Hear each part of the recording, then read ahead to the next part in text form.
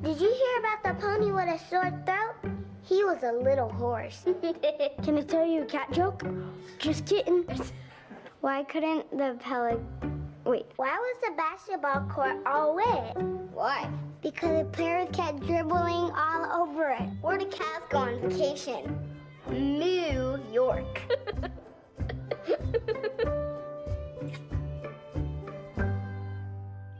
Where do you find the titans of classical music in St. George?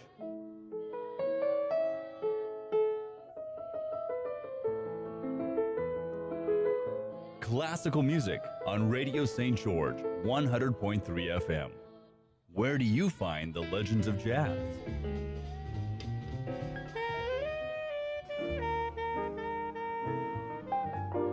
Evenings on Radio St. George, 100.3 FM.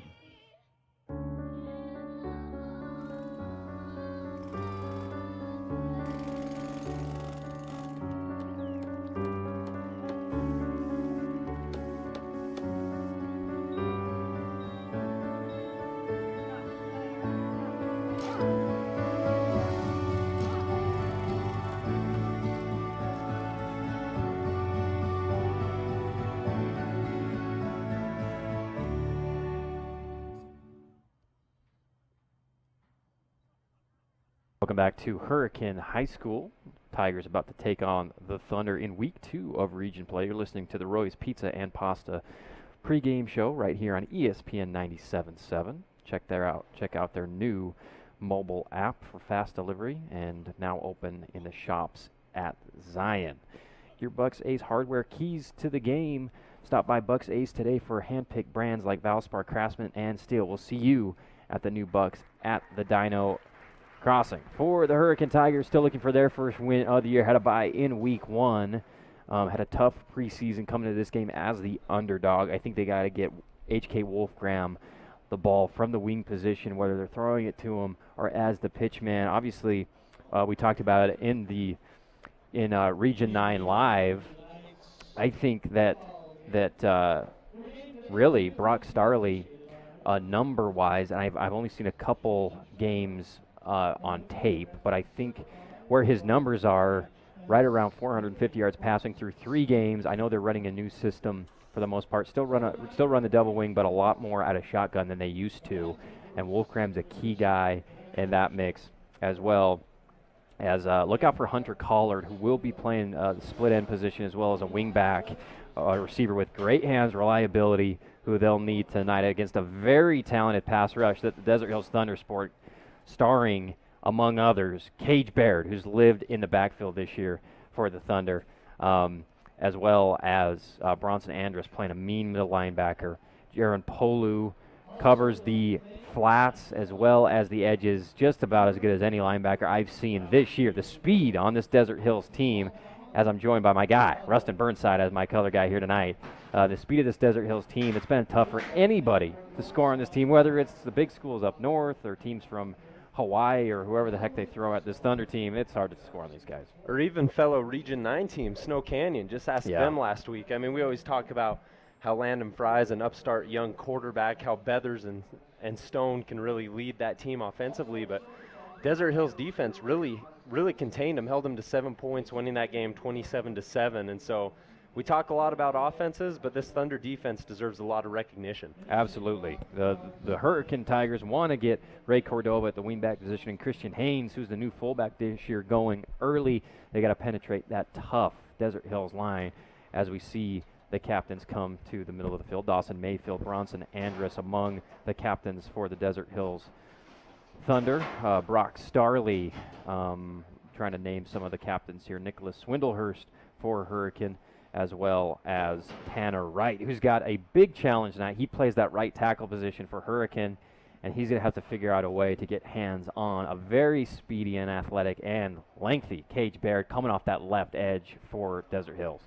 Ooh, that's a challenge that most really don't want to have, but I think he'll do a solid job tonight. This Hurricane offensive line, it's been scrutinized a little bit for giving up some big plays, for allowing Starley to feel a lot of pressure, and for the running game struggling. But they've had this bye week. They're going to make some adjustments, and I think they'll be all right tonight. As far as the tools of the game, Bucks Ace Hardware tools of the game, for the Desert Hills Thunder. They look good the last 2 weeks. They beat Kalakaua Hawaii by a ton in week 3. They, as you mentioned, they beat Snow Canyon 28-7 last week in their first game of region play. And Logan Wilstead, after 2 rough, I would say, outings, the first couple games, has looked awesome. The last 2, running the ball with confidence, throwing it with confidence, seems more in sync with his receivers. Yeah, and his stats on the year, he's 26 of 71, 283 yards. He's thrown 2 touchdowns, tossed 2 picks. He's ran for a touchdown. But really, we've been able to see him grow every single week. And I'm excited to see how he does tonight because it's another step in the right direction for the young quarterback. Absolutely. You're listening to Region 9 football on ESPN Radio. Over on our sister station, you can listen to Dixie and Snow Canyon, 94.9 FM, 890 AM. KDXU. You are listening or watching to the Summit Athletic Club featuring Quebec's Triplecast right here on ESPN Radio. You can stream it on sportsradio977.com or CEC TV TDS cable channel 22. We appreciate our awesome CEC team for bringing the beautiful pictures from Hurricane High School. Just another scenic place to watch a high school. There's a lot of them in Region 9, man, but I love coming out here to watch a high school football game. This is the first time I've drove this deep into No Hurricane. kidding. Yeah, and it was you. gorgeous. I mean, I was hustling to get over here, but I really like it from what I saw. You ventured out, you had an adventure, and look at the payoff as we see the Desert Hills faithful out filling up the visitor sideline pretty good in that sun, blasting the bleachers, and of course the Hurricane faithful, as always, packed in here on the home side. Hurricane wearing their all black with a traditional, formidable white H on the helmet that Coach Skyler Miller went back to. He said, in media day, he said, man, I grew up playing these tough Hurricane teams, coaching against them, playing against them, and they always had that classic white H running that triple option down our throats, and that's what inspired him to go back and put that H on the helmet back to the state championship days. Hurricane Tigers with that white H, and Desert Hills wearing white tops, white helmets, and black pants.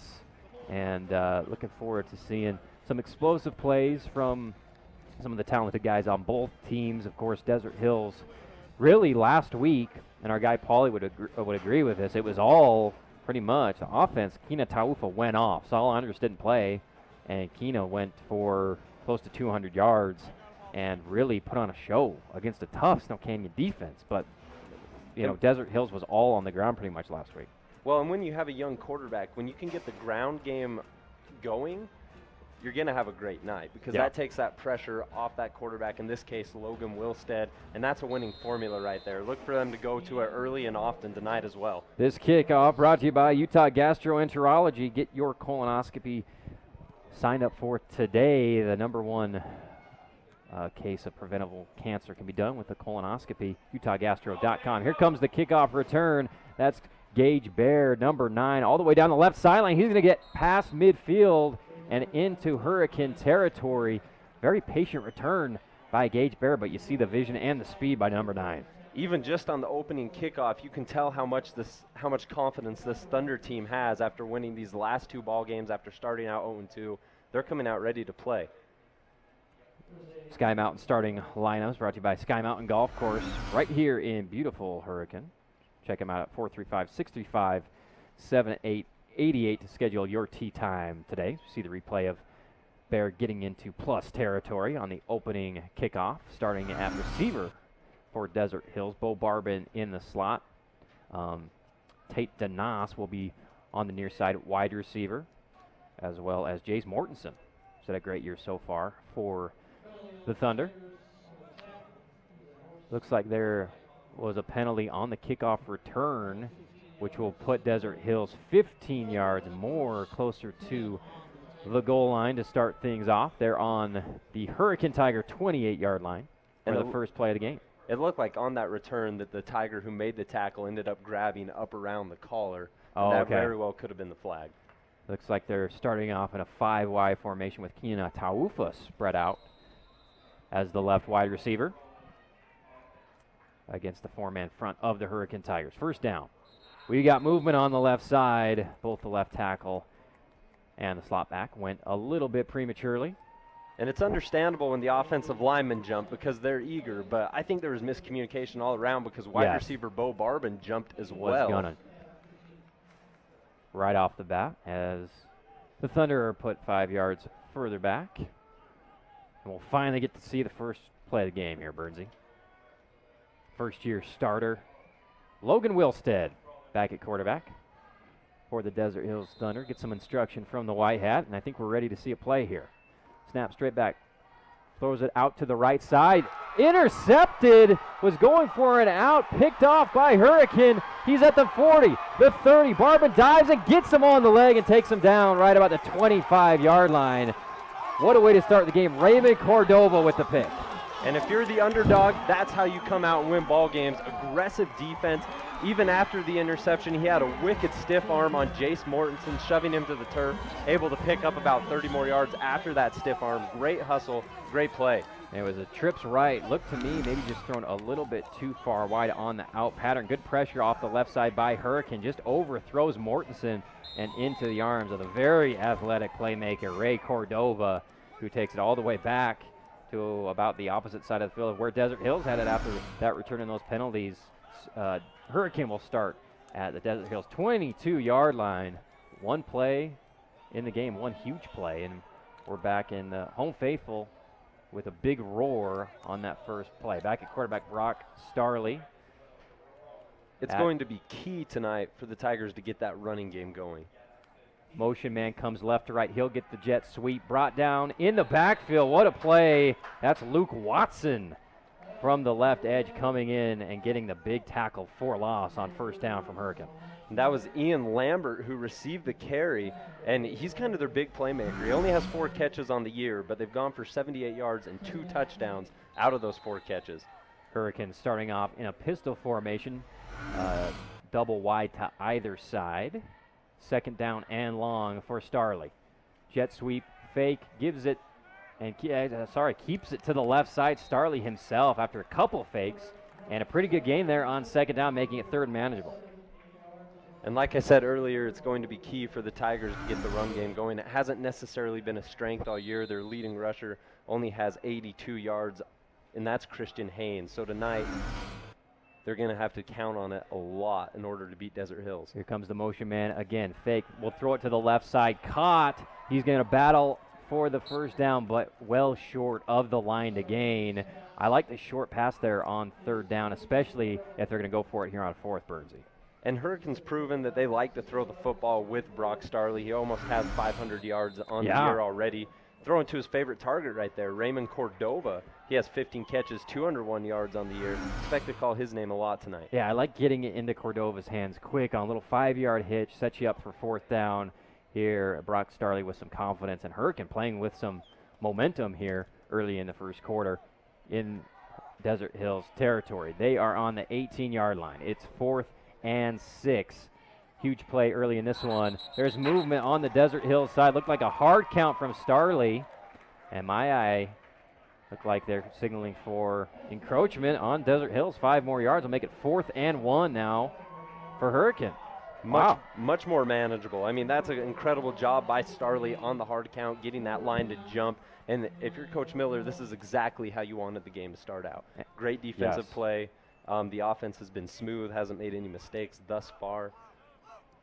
Subbing in number 7, Hunter Collar, who's a great possession receiver for Hurricane, and also Christian Haynes, who's the bigger of the 2 fullbacks. He'll be back there in a power pistol formation. 2 wide receivers for Hurricane, 4th and 1. Starley takes the snap, give it to Haynes right up the middle. He hits a wall.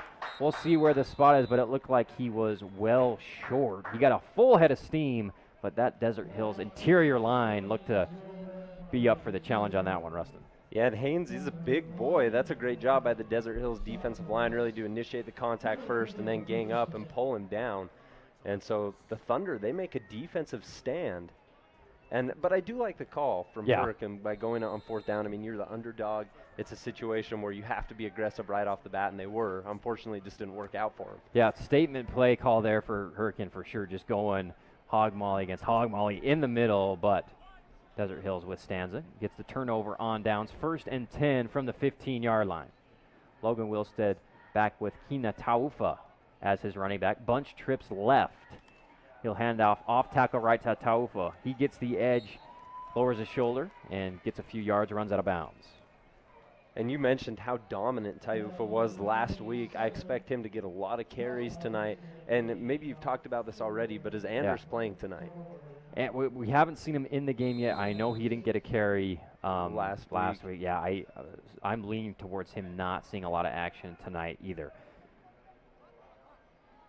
Twins to either side of the formation. Taufa back at the running back position with Logan Wilstead. He'll drop back and pass. Looking down the seam, caught by Tate DeNoss in traffic for a fabulous Freddy's first down for Desert Hills. Fuel it up, wash it down at either to Southern Utah Fabulous Freddy's location.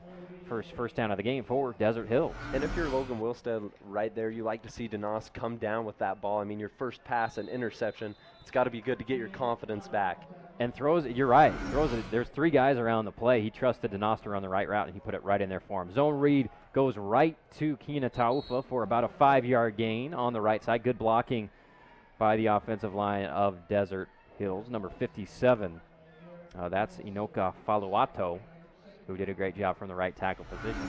Second down coming up for Desert Hills.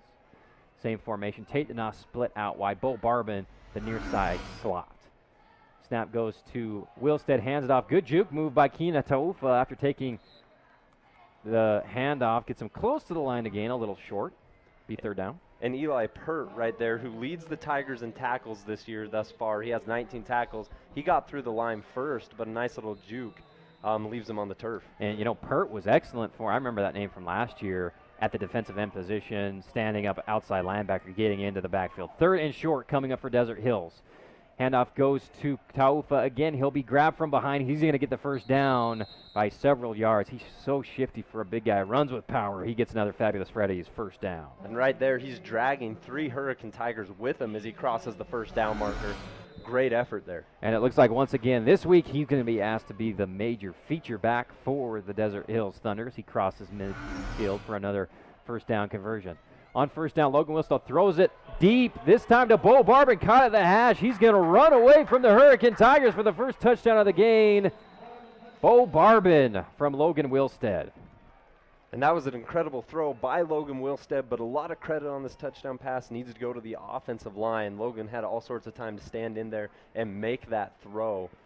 Beautiful pass to Bo Barbin for the touchdown. And I love the play call on first down. You've been running short run plays to get the third down conversion. First down, catch him off guard, throwing it deep, and Bo Barbin had a lot of space, caught that wide open, easy catch and score for a great athlete. About a 49-yard score for Desert Hills, as Dawson Mayfield will hold the extra point.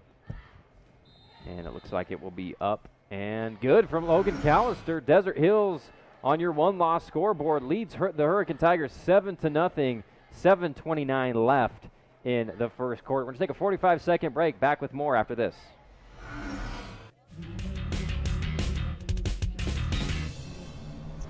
Welcome to Understood.org, a free online resource for the parents of the 1 in 5 kids with learning and attention issues. Here you'll get personalized recommendations, practical tips, daily access to experts, and more. Go from misunderstanding to Understood.org. There is a place where young and old make connections. Where kids who like grown-ups, and grown-ups who like kids. There is a place where beauty arises in contrast, where wonder is universal, and laughter second nature. There is a place where friends find a future, families find each other, and feelings find their home. There is a place. Welcome back live from Hurricane High School. Desert Hills Thunder just went down for their first score of the game on their second possession, threw an interception on their first play, and then their second possession go down. Bo Barbin with a 49-yard catch and score from Logan Wilstead. Here's the Logan Callister kick into the end zone to Raymond Cordova. Your kicks brought to you this year by Utah Gastroenterology. Did you know that a colonoscopy is the most effective method of screening for colon cancer? Check out UtahGastro.com to schedule a simple yet very important procedure. Bernsey, your thoughts after a couple possessions here at Hurricane High School? I love that play calling on the last drive for Desert Hills. I know Wilstead threw an interception his first pass of the game, but to still have that confidence in him to deliver that strike to Bo Barbin early in the game is huge for the young quarterback, and I expected to see him toss it quite a bit more tonight. Here comes Brock Starley, and the offense back in the pistol formation at running back is Kyler Sidaway. 2 backs, 2 receivers. Brock takes the snap, rolls out right. Looking for Sidaway, caught on a 5-yard out. He's going to catch it and go with it all the way past the 50-yard line. Wide open. Great play on first down by Hurricane Tigers. Another fabulous Freddy's first down. And for Kyler Sidaway, that's a big catch. He hasn't been used out of the backfield as a pass catcher much this year. And so for him to make that grab, it's got to give him a lot of confidence, and that's a great sign for the Tiger offense. And just a straight drop back, roll out right. Didn't have to fake on the play action. And there's Sidaway wide open for a catch. And plenty of green to go for the first down. Good blocking as well on that right side by the Hurricane Tiger offense. Same formation, back to Brock. He'll hand it to the fullback up the middle. Tough run, flag thrown at the line of scrimmage from the back judge. Decent gain for Hurricane on first down as the refs consult. White hat comes to midfield to give the call. Looks like it will be a holding call against the Hurricane Tigers, and they've had, I think that might be their first penalty. They had a play in their first series that dropped them back, a big loss that put them at a 2nd and long, but they'll have 1st and 20 coming up from their own 39-yard line after the hold. That was Bronson Andrus of the Desert Hills Thunder with a big hit right there, driving the running back to the turf. Absolutely. That was a Rocky Mountain Collision big hit. If you've been in a big hit, give Rocky Mountain Collision a call, 673-7757. They take the dents out of accidents. And I'll tell you, Bronson Andrus has a lot of big collisions in the games I've been at. He's a big, tough, athletic, multi-sport kid playing middle linebacker as well with Jaron Polu tonight for the Desert Hills Thunder. 1st and 20. Hurricane Tigers. Brock Starley drops back, throws it deep left and just over the outstretched hand of Desert Hills defender Dawson Mayfield. Ball incomplete. 2nd and 20 coming up. And that was number 2 for the Desert Hills Thunder, getting in the face of Starley, making that throw difficult. We don't have his name on the roster, but great aggression. And, you know, I like the game plan for the Hurricane Tigers. They're throwing quick hitters, even on a throw like that, more of a fade route where he takes 2 steps and lets it go because he doesn't have a lot more time than just a couple beats before the Desert Hills Thunder are right in his face. 2nd and 20 coming up for Starley.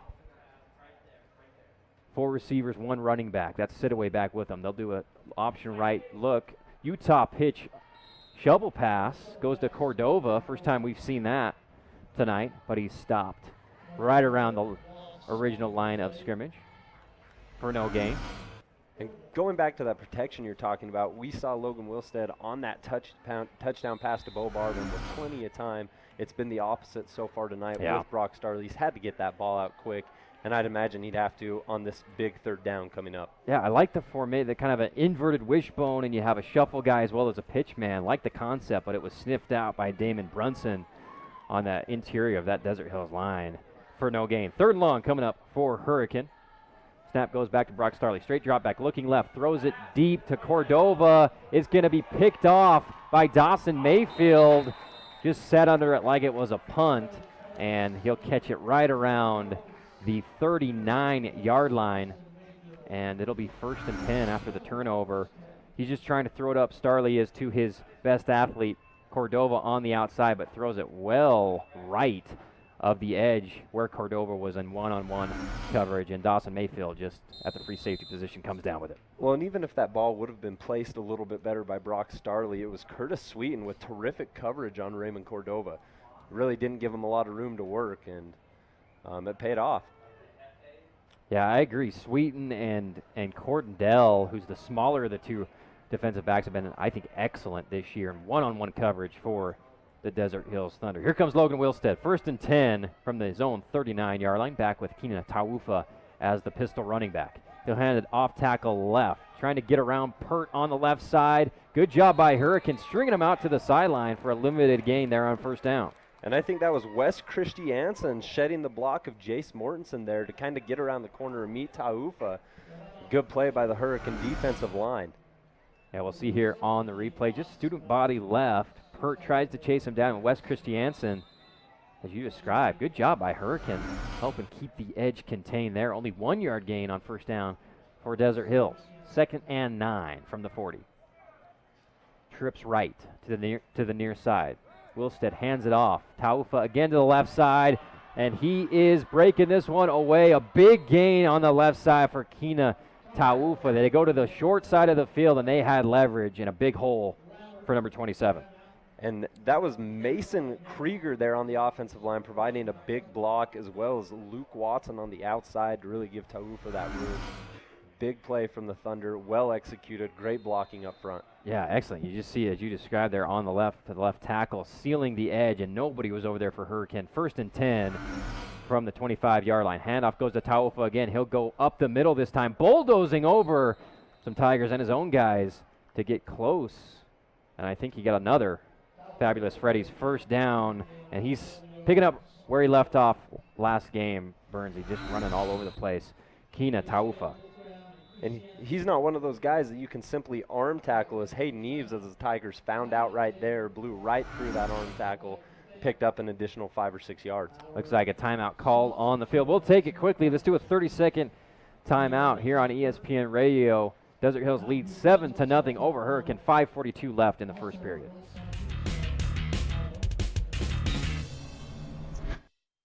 So I just moved in with his family, and it's embarrassing. The little one, he likes to go outside and crawl around in the giant litter box. I don't know what he's doing. I mean, I was born and I knew how to use the litter box. Look at that. That's disgusting. Oh, poop already. You're making me nervous. Oh, okay, I can't look at this anymore. I really hope he grows out of this, for his sake.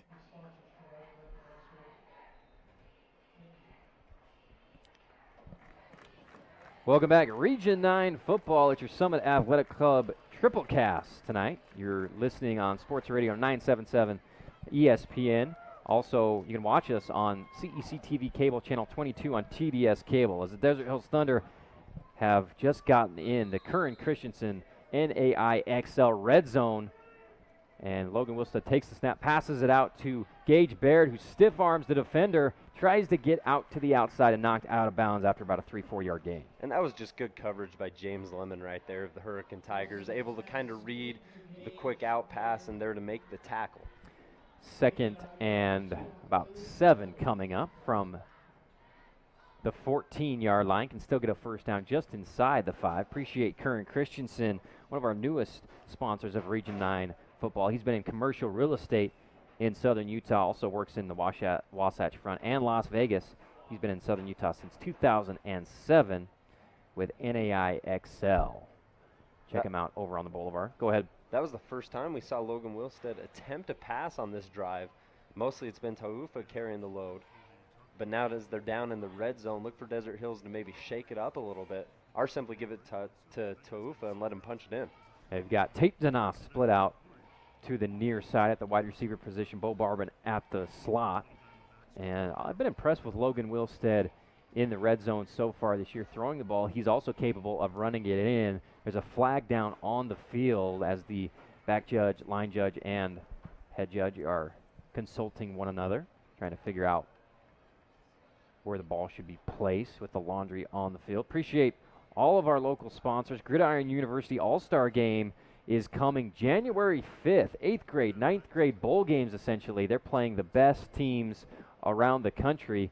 An all-Utah team, Ruston, versus an all-country all-star team from all over the country. We'll be playing January 5th at Desert Hills High School. There will also be a college game with players kind of giving a shot in front of some NFL scouts. There will be an 8th grade team playing a Las Vegas team. That's brought to you by Gridiron University.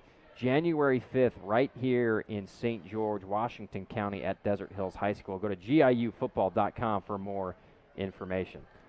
We got a personal foul being called on both sides of the ball, and it will be an ejection, and I didn't see what happened during the play, Burnsy, but a player is being thrown out. We're getting a replay here.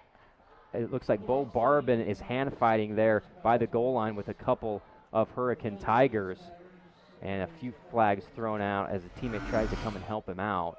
But number 1 was Ian Lambert, and it looked like he gave an ejection sign, but I see Bo Barbin is still in the game as well as Lambert. I didn't see who got tossed there.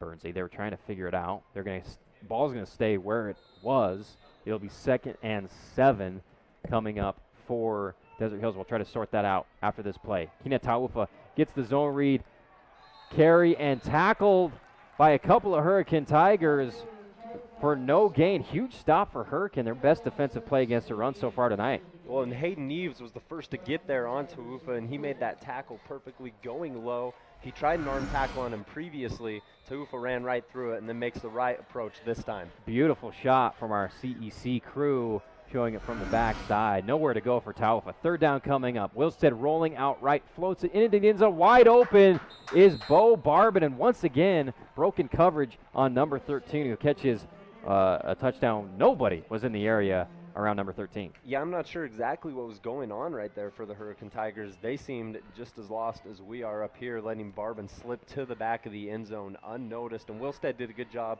of extending that play and letting Barbin get to the spot before he let go of that ball. And I think it was number 4, H.K. Wolfgram, in the previous play where I didn't see number 4 was signaled out as ejected after that extracurricular in the goal line. Touchdown, Bo Barbin, 13-0 for Desert Hills. 4:56 on your one-loss scoreboard. Here comes the kick from Callister.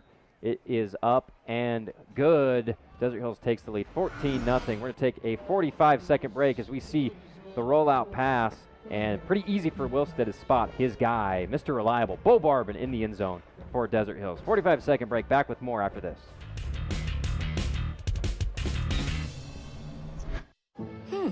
Maybe you can make retirement happen. After all, you made this vacation happen. Double points with every purchase? Cleverly merging promotions. I love it. Cross-referencing travel sites. And booking all your flights with those... Vouchers. I got us bumped. They were like, oh. But now they're like... Aloha. You aced this vacation. Now get the tips you need to get on track at aceyourretirement.org. After 15 years of smoking, Eva Marie quit. There's a new lung cancer screening that could save her life. You stopped smoking. Now start screening. Learn more at savedbythescan.org. Welcome back. Region 9 football. Kickoff upcoming from Desert Hills to Hurricane. Thunder lead 14-0. Kickoff brought to you by Utah Gastroenterology. Another touchback, it looks like, from Callister, who's booted it. I think that's his 3rd, Rustin. What a shoe on this kid.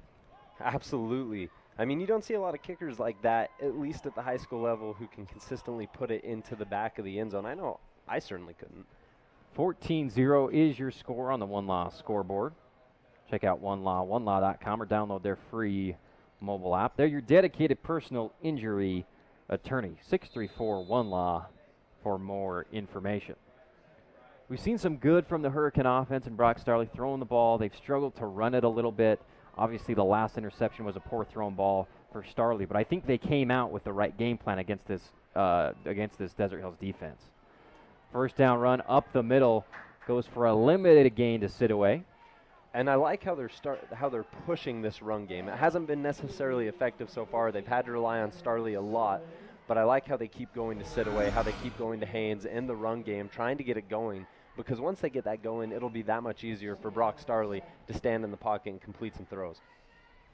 2nd and 7 coming up for the Hurricane Tigers. And this Desert Hills front is just so tough to run in between the tackles against. But Hurricane doing a valiant job, I think, so far in this one. Come out with a 4-receiver set. Sidaway back in the pistol as the halfback behind Starley. 2nd and 7.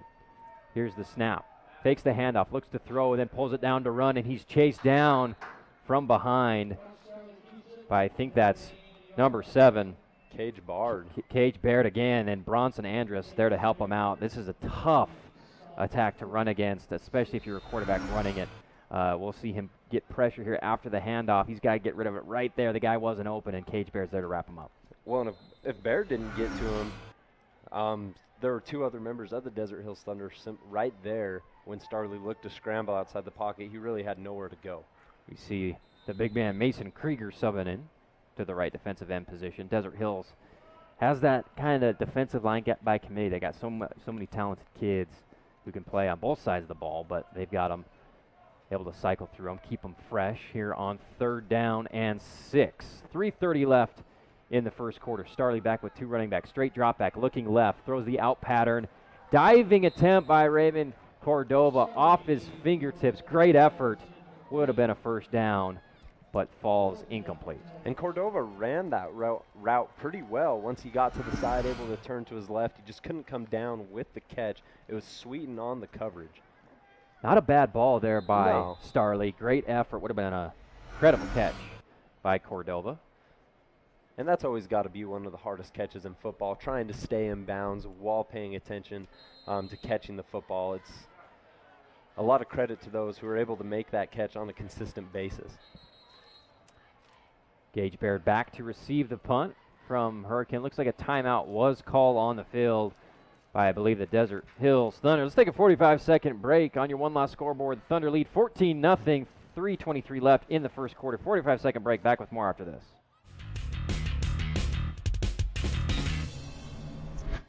There is a place where rocks bleed and nature blushes on a battlefield green with envy, where dimples determine destiny and a tiny wooden tee holds the outcome in the balance. There is a place where friends are opponents and opponents are friends, where the prize is elusive, the conquest is captivating, and the score isn't settled till the drinks are down. There is a place.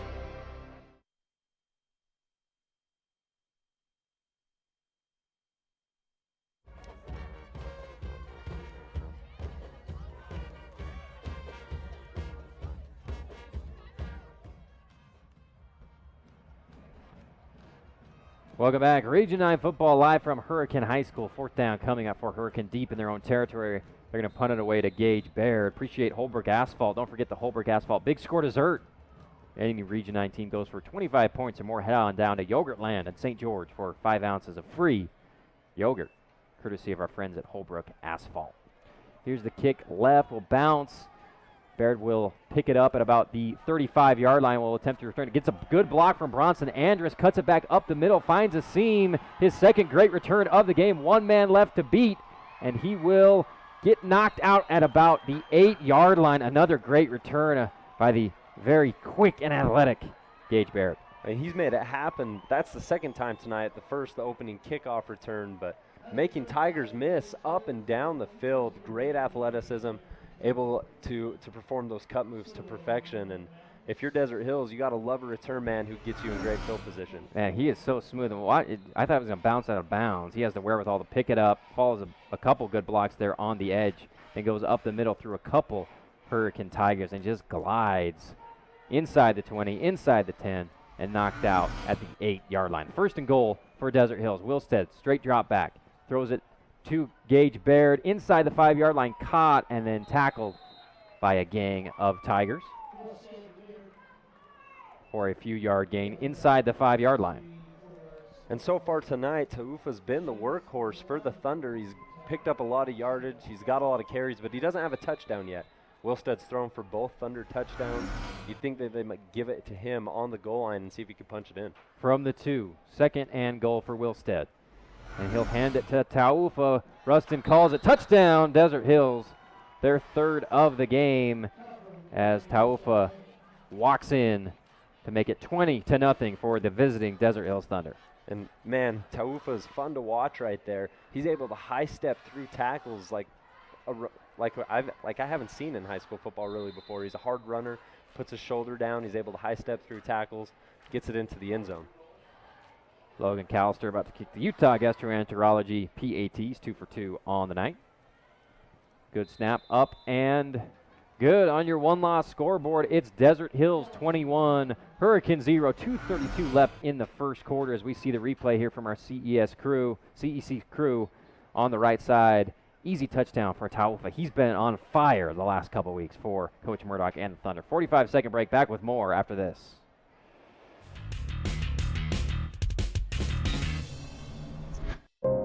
Por las cosas que nos pueden mantener seguros.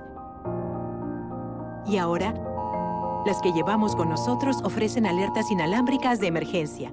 Por medio de un sonido y vibración particular, estarás al tanto donde quiera que estés.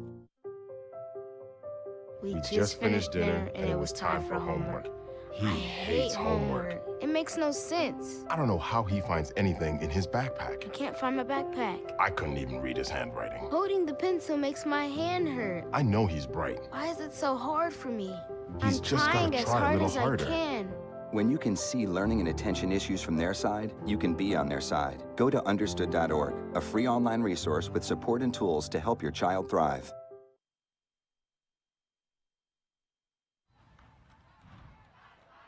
Welcome back. You're listening to Desert Hills Hurricane on your Region 9 radio network.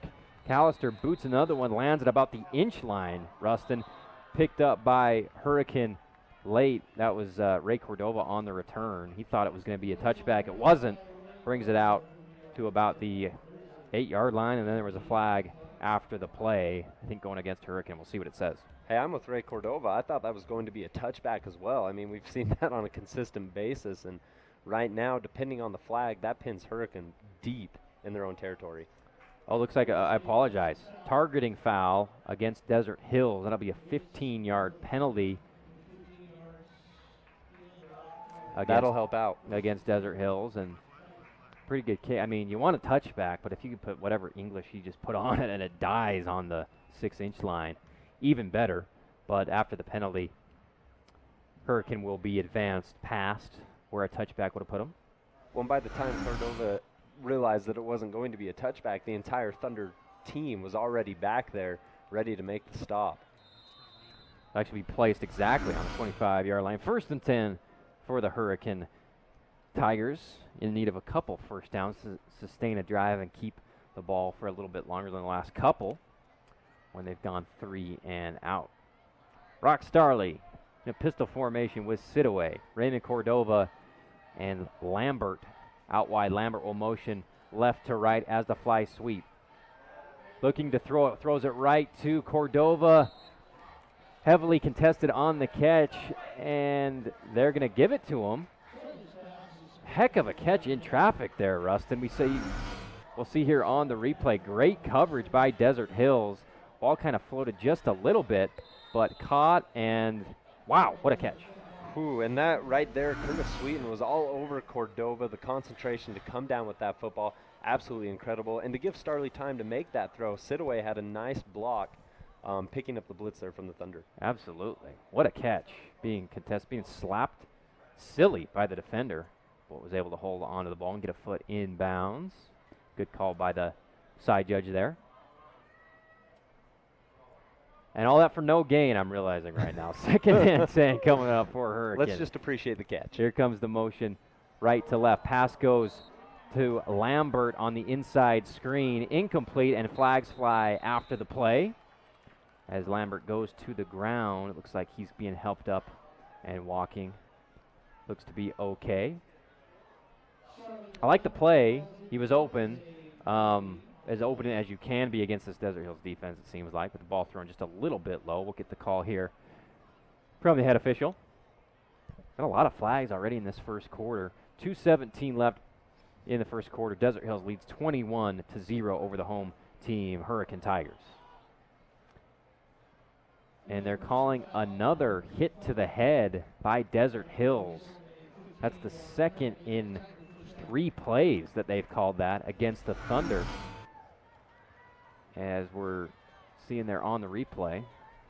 And right now the Tigers need all the help they can get, even if that comes through penalty flags, especially with H.K. Wolfgram being ejected.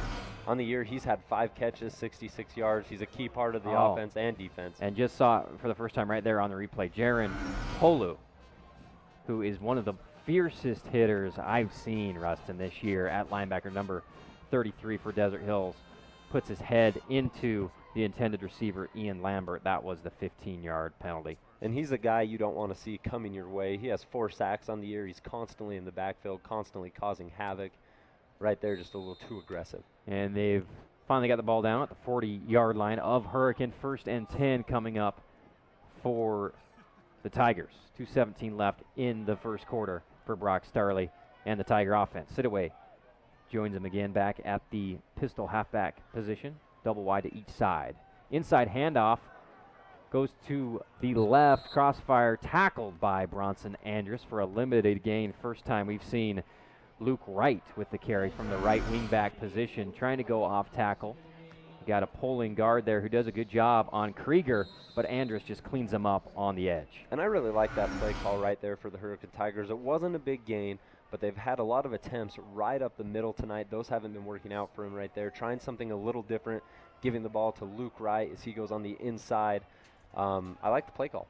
2nd down and 9 from the 41-yard line for the Hurricane Tigers. Power pistol formation, 2 backs, hard count for Hurricane, and they've stayed disciplined the second time this game, getting Desert Hills to jump on 2nd down. A 5-yard penalty, making it 2nd and 4 coming up for the Hurricane Tigers. Appreciate all of our local sponsors helping us bring you Region 9 football all season long, including Wan Law, Gridiron University, and Curran Christensen with NAI Excel Commercial Real Estate, servicing Southern Utah, Las Vegas, and the Wasatch Front. 2nd and 4 for Brock Starley and the Tigers. Once again, we got movement on the Desert Hills side of the ball. Looked like another hard count. This time, big number 55, Zeke Polu, looked to be the man in trouble, crossing the line of scrimmage prematurely, and it'll be another 5 yards. And another fabulous Freddy's first down without even having snapped the dang ball, Rustin. Well, maybe that's how Hurricanes going to move the ball up the field, constantly drawing the defense off sides. That's the 3rd time, like you said, tonight. Desert Hills, I'm assuming they're going to talk a lot about discipline in the upcoming halftime after these 3 offsides by the defense. 1st and 10. Here comes Starley rolling out right, looking deep down the field, pressured, comes back to the middle, throws it low, and almost picked off by Jaron Polu. Almost made it a diving catch, but it hit the turf. 2nd and 10 coming up for the Tigers. And we've seen Starley tonight under a lot of pressure, having to make quick throws. Right there, he holds onto the football a little while longer, tries to make something happen with his feet. Yeah. Being chased down by Thunder everywhere, tries to get rid of it, almost makes a bad mistake. I like the movement of getting him out of the pocket because he's only going to have a couple seconds to throw it against this defensive line. But I agree with you. He's got to get rid of it earlier, even if he's throwing it out of bounds. 2nd down coming up for Starley. Crossed into plus territory by a yard on the Desert Hills 49-yard line. 2nd down. Handoff goes to Sidaway on the right side and finds a little bit of a seam, and he'll gain a few yards, brought down by Bronson Andrus and a few more Thunder players. One of the better runs from the Tigers we've seen tonight, Kyler Sidaway going up the middle, and you like to see that. Even though the Tigers are down 21-0 late in the first, they're not abandoning the run. Excellent block there by Isaiah Martinez on the offensive line, getting 2nd level on this Desert Hills defense. 25 seconds left in the first quarter. Desert Hills leads 21-0 over the Hurricane Tigers. Probably get one more playoff this quarter. 3rd down. Twins to either side for Starley. He'll do a straight drop back, looking left, looking to Cordova. Another kind of fade route and caught. We'll see. They're going to mark him out of bounds. A diving effort caught by Cordova, but out of bounds and incomplete on 3rd down. And that's heartbreaking right there. If you're Hurricane, you need all the help you can get. And right there, Starley seems to place that ball beautifully. Cordova just can't make the grab. He can't get that foot down in time. Great effort. Tough catch. And they're rolling over Braxton Turbo, it seems like, from the safety position to kind of shade Cordova's side of the field to help out Curtis Sweeten over there. Pretty good position by the defenders, and probably, heck, about a yard too much towards the sideline, but a good ball, I thought, by Starley. 4th down, pump formation for the Hurricane Tigers from the Desert Hills 44-yard line.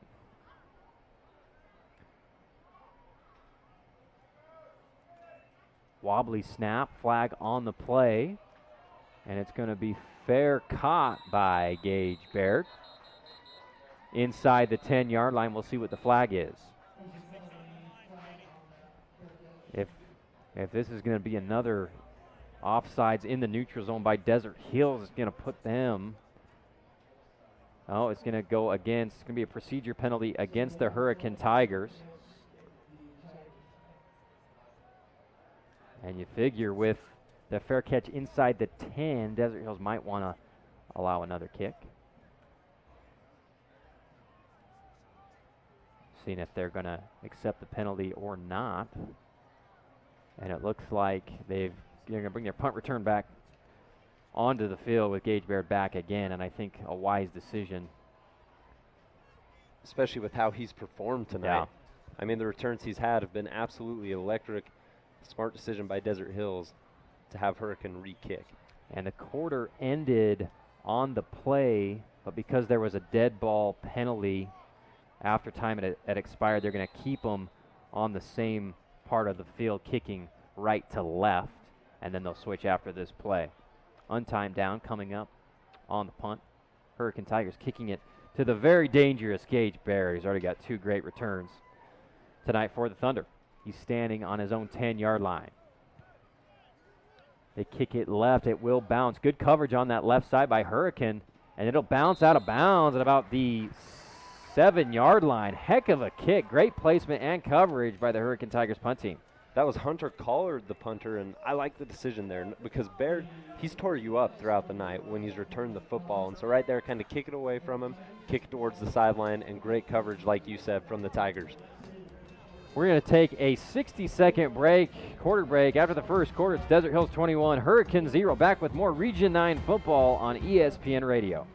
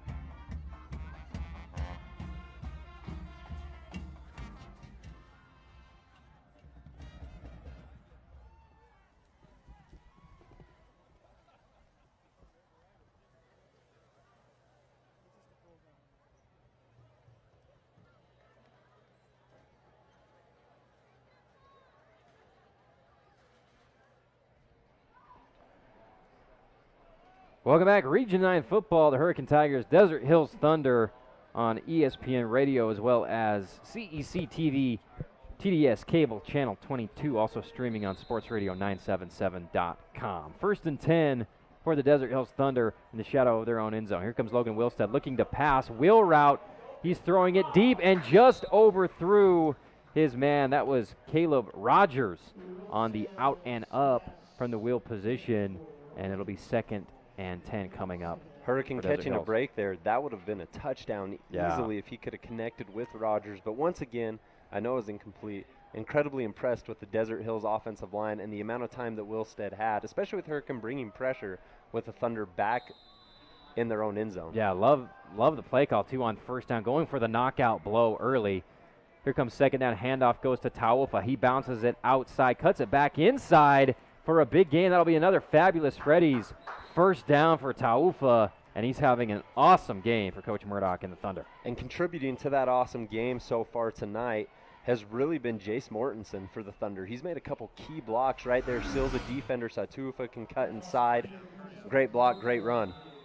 Awesome job, yeah. 22, Jace Mortensen there on the replay. Good job not holding as well. Huge hit at the line of scrimmage. Delivered and received by Keena Taufa. That's a Rocky Mountain collision if there ever was one. On that left side, he was stood up by a Hurricane Tiger.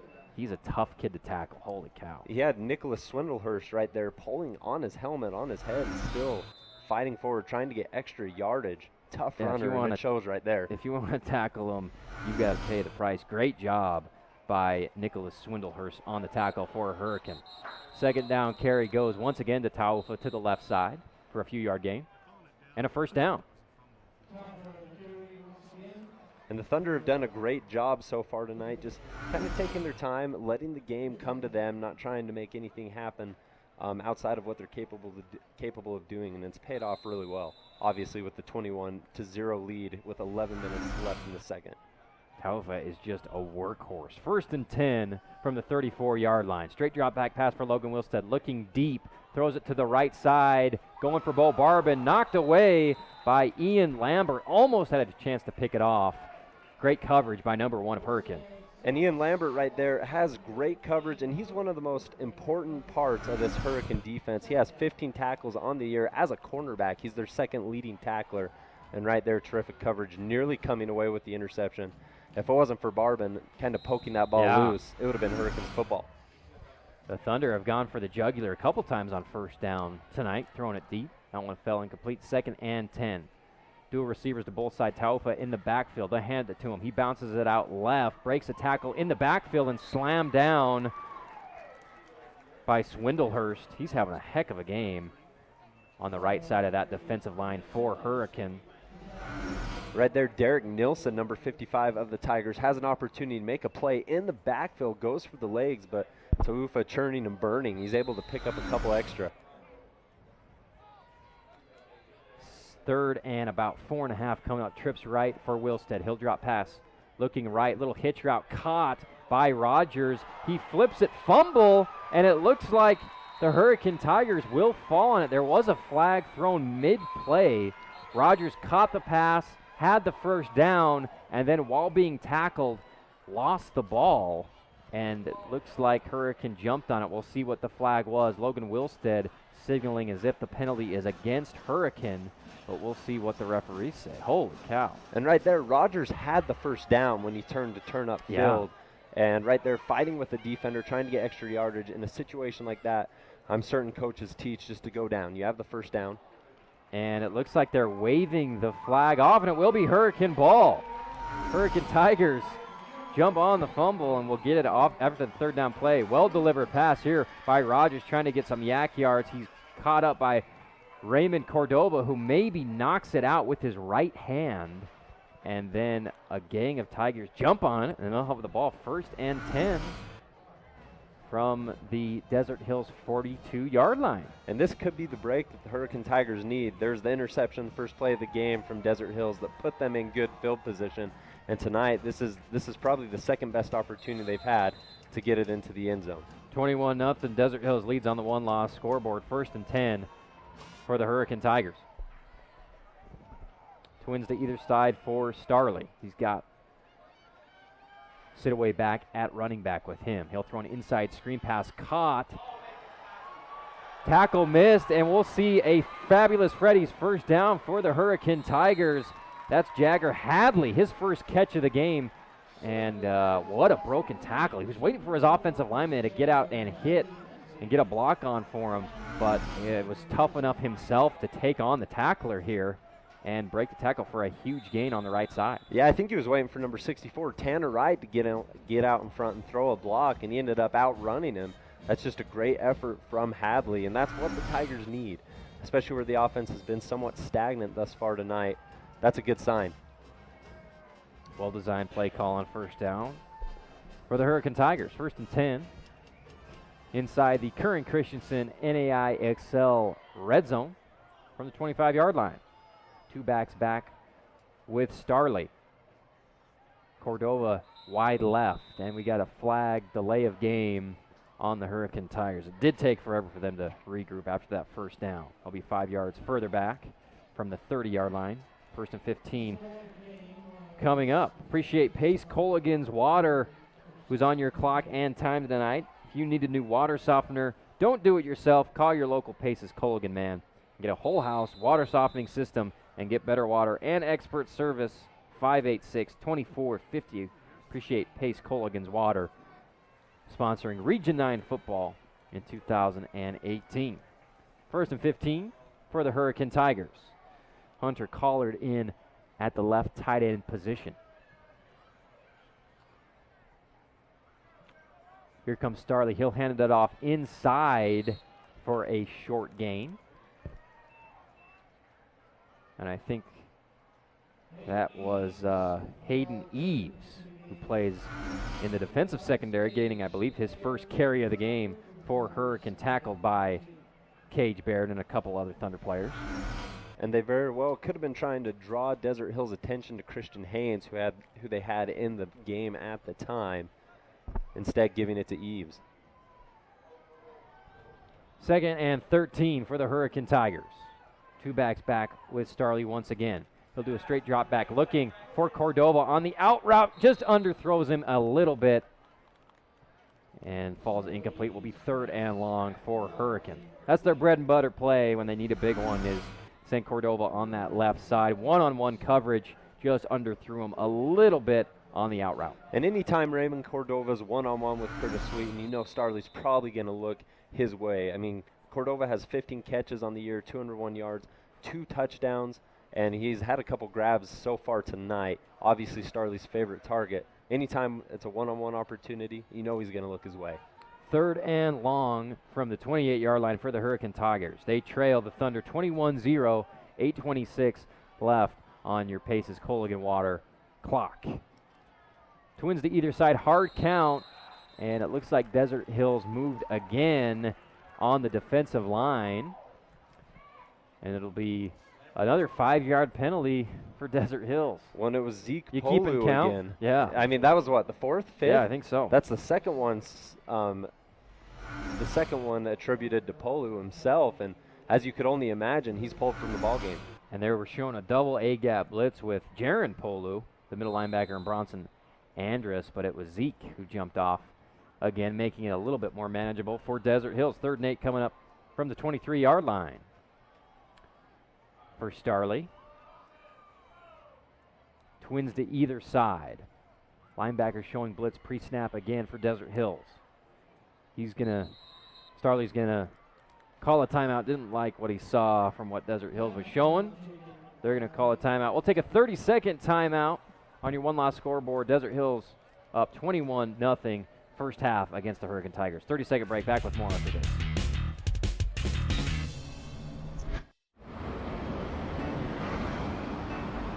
Hey, let's check out this park.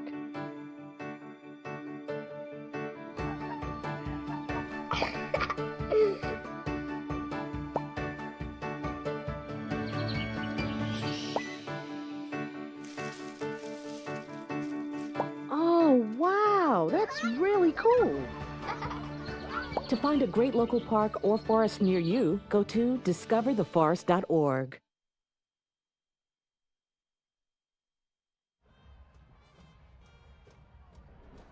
Welcome back to your Summit Athletic Club featuring QBEX Triplecast. Watching on CEC TV, TDS Cable, Channel 22. Also watch on sportsradio977.com. And you're listening on ESPN Radio. Appreciate Summit Athletic Club. Look out for them during halftime throughout select Region 9 games this year. Putting on contests, throwing out mini footballs for a chance to win cash. 3rd down coming up for Starley. Straight drop back, looking left. Decides to pull it down, and he's going to run it right, and he's tracked down once again by Cage Baird, making first contact for a short gain. Who and Baird barreled through the offensive line on that play. Starley didn't even have a second to take a step forward before he saw Baird coming at him. Disruptive play right there from the Desert Hills defensive line. And he just coming off that left side, and Christian was trying to put a body in front of him. He's just so tough. Forces Starley to come up into the pocket and then tracks him down. And brings him down for about a 1-yard gain, if at all. 4th and 8. Coming up for Hurricane, huge play. They'll do a 2 running back pistol and a tight end on the left side. He'll roll out left, looking for Cordova. He's not there, and once again, Cage Baird bothering him, and he just throws it into the turf as opposed to taking the sack. Another turnover on downs for the Hurricane Tigers. And if you're Hurricane, this has got to be incredibly disappointing because this is kind of what you've dealt with all year. Starley hasn't had a lot of time to throw really at any point this season, and he's still trying to adapt and adjust to not having that time. And right there's another example of what being under pressure can do to a quarterback. Yeah, Baird just coming off that left side. There was interior pressure as well, and he just fell and threw the ball awkwardly into the turf for the incompletion. 1st and 10 for Desert Hills on their own 23-yard line. They lead 21-0 on your one-loss scoreboard. 7:36 left in the first half. And aside from the interception by Wilstead, I think the Thunder have scored on every possession they've had this ball game. Yeah, you're right. Wilstead back with Taufa. He'll fake the handoff, roll out left. He's contained by the defensive end, throws it inside, incomplete. Good coverage by Hurricane. They were looking to throw it deep, I think, again on first down as a flag comes out after the play once again. And Hurricane has a lot of two-way players. One of those guys is Luke Wright. We've seen him take a handoff right there. He's providing the pressure on Logan Wilstead. Good job by Wright. The flag came in the Desert Hills. There's a couple flags, but we'll see. One was thrown by the side judge, and it looks like it's going to be an illegal man downfield as he threw it late. He was rolling out left, threw it down the middle, and it looks like there was a lineman a little bit too far downfield. We got the bleacher stomp going on here at Hurricane High School. They're getting rowdy. It's 2nd and 15 coming up. Desert Hills in their own territory. Be a big series to get a stop and maybe get the ball back and with a chance to score for the Hurricane Tigers. Wilstead back with his favorite guy, Taufa, in the backfield. He got an H-back to the right side, as well as twins split out to the right. He'll hand it off to Taufa going right. Barrels over a Hurricane Tiger. Gets back past the original line of scrimmage for a 5 or 6 yard gain.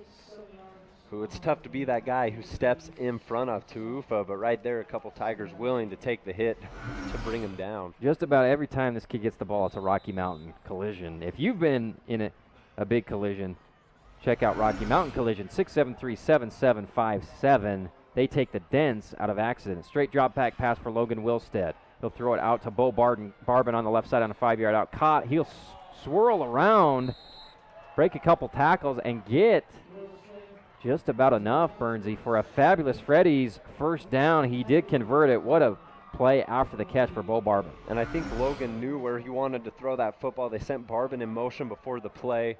He's been his favorite target tonight. Another great catch, great effort from Bo Barbin. Catches it with his hands, breaks 2 tackles, gets the first down. Taufa out to the right side, dragged down after about a 5 yard gain. On the right side, very impressed. Bo Barbin, 2 touchdowns tonight. A couple of them were wide open. That may have been one of his most impressive plays to get that first down. Snags it with his big mitts. Very reliable receiver. Lowers his shoulder, breaks a couple tackles for the first down. As you see, Taufa does a great job of running that stretch play and then cutting it up the middle. Logan Wilstead going deep on 2nd down. Contact by the Hurricane Tiger defensive back trying to catch up to the receiver. DeNoss had a few steps on him. The ball was thrown over the top, and Hurricane runs into him. I think an obvious call for the refs, pass interference. Oh, yeah, it's got to be hard when you're going full speed, trailing the wide receiver downfield, and then he instantly stops. It's got to be hard to tap the brakes right there.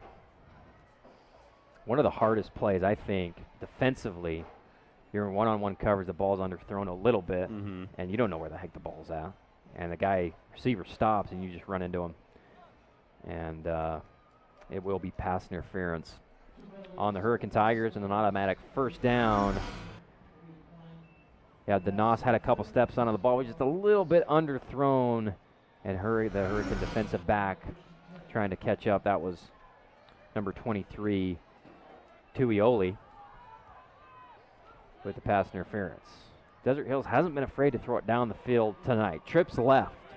1st and 10 from the Hurricane 41-yard line for Logan Wilstead, who's playing, I think, with a lot of confidence tonight, delivering the ball. Besides that first pick, as you said, they've marched against this Hurricane Tiger defense. A lot of confidence, especially considering his first pass was an interception. It hasn't seemed to bother him one bit. Straight drop back pass once again for Wilstead. He'll roll out right, throw it. Wide open receiver, Kina Taufa out of the backfield. And another Desert Hills touchdown on a wide open pass to number 7. And right there, Logan Wilstead had Hayden Eves chasing him. He's able to roll out to the right and make the perfect throw on the run. Puts it right between the numbers for Taufa. And of their 3 touchdown passes tonight, all 3 of them, 2 to Barbin, that time to Taufa, have been wide open in broken coverage from the Hurricane Tigers. And Taufa gets to show off his hands this time with a little rollout pass right and touchdown. Callister in to kick the PAT. His first catch of the night, if I'm not mistaken. PAT brought to you by Utah Gastroenterology. Go to utahgastro.com to schedule your colonoscopy today. 28-0. Desert Hills lead, 6:12 left in the first half. Let's take a 45-second break. Back with more Region 9 football on your Summit Athletic Club Triplecast right after this short break. Open road, here comes the Heffley family. Whether it's a short trip or a long haul, estimated time 47 hours. they will beg. You're hungry? I'm happy to provide. They will plead. Deep fried butter on a stick. But whatever you do, don't wimp out. Now you're talking? Make them buckle up. He can't hurt. Remember, safety first. Cheese curls second. Are you orange?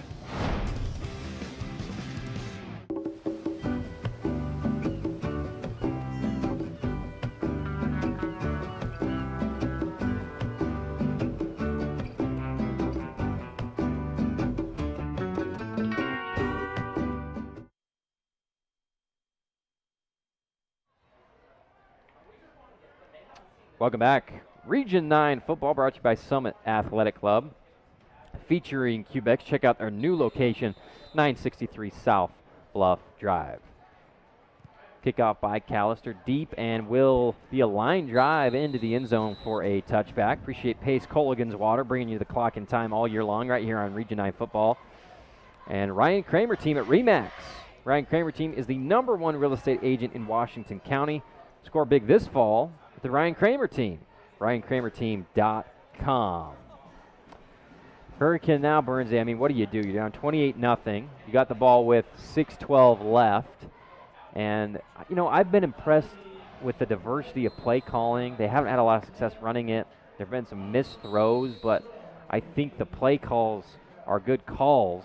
They just haven't been executed to perfection by Hurricane so far tonight. Well, and despite the turnovers, Starlers have moments tonight where he's looked like a very competent quarterback. I mean, he's made some tough throws, some tight throws. If he can just get a little bit of time, if the offensive line can hold someone for just a little while, he might be able to find Cordova or someone else deep downfield, and that's kind of what you're hoping right now for the Hurricane Tigers. And it's been that left defensive end, number 7, who's been driving him crazy all night tonight. That's Cage Baird.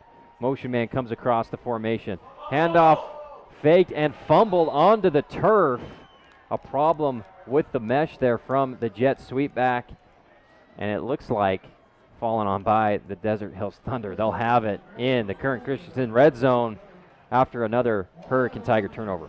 Now that was a weird play. It almost looked like it slipped out of Starley's hands as he went to throw it. No. Looks like he tried to hand it off right there to Jagger, or Hadley Jagger, and it just ends up on the turf. Yeah, was trying to get it to Jagger. I don't know if Jagger knew he was getting the ball or not, but not even close to a firm handoff, and then the fake throw afterwards, and Desert Hills jumps on it. They'll have it on the 14-yard line, 1st and 10, with a chance to go up 35-0 in the first half. Wilstead already tonight with 3 touchdown passes. Kina Taufa with a rushing touchdown as well as a receiving touchdown. Bunch trips left for Desert Hills. He'll roll out left. Wilstead looking into the end zone, pressured, and he will stay on his feet, somehow spins out of the pressure, rolls right, and throws it into the end zone. And I thought he was very close to the line of scrimmage when he threw that. But what a play by Logan Wilstead, spinning out of the sack. Two guys. And throwing the touchdown. And Wes Christiansen should have had that sack right there. Wilstead almost knocked to his feet. The concentration, the balance right there to not only spin out and roll to the right, but also to recognize I got a receiver wide open in the end zone, and to make that throw rather than to trying to do it all on his own. Wow. That was impressive. I thought he had committed to run, but he knew exactly where he was and apparently threw it without his whole body crossing the line of scrimmage. Here's Callister with another Utah Gastro PAT up and good. Desert Hills putting on a show at Hurricane High School, 35-0, 5:56 left in the first half. Let's take a 45-second break. Back with more Region 9 football as we're watching the replay here for our TV audience. What a heady play as he throws it to Mortensen for the touchdown. 45-second break. Back with more after this.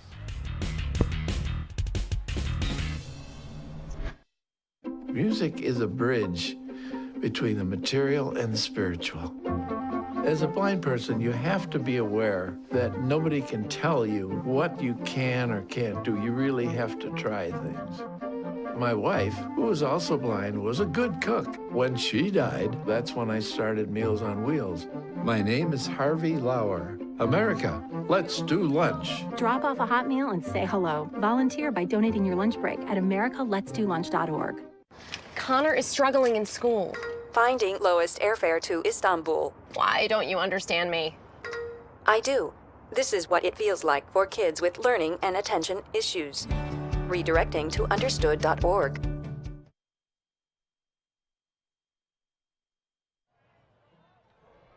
Well, the route is on 35-0 for Desert Hills here at Tiger Stadium as Callister boots one through the back of the end zone.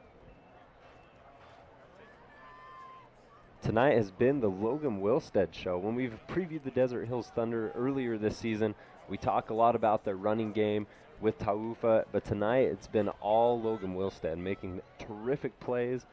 I mean, unreal plays. It's been fun to watch him tonight.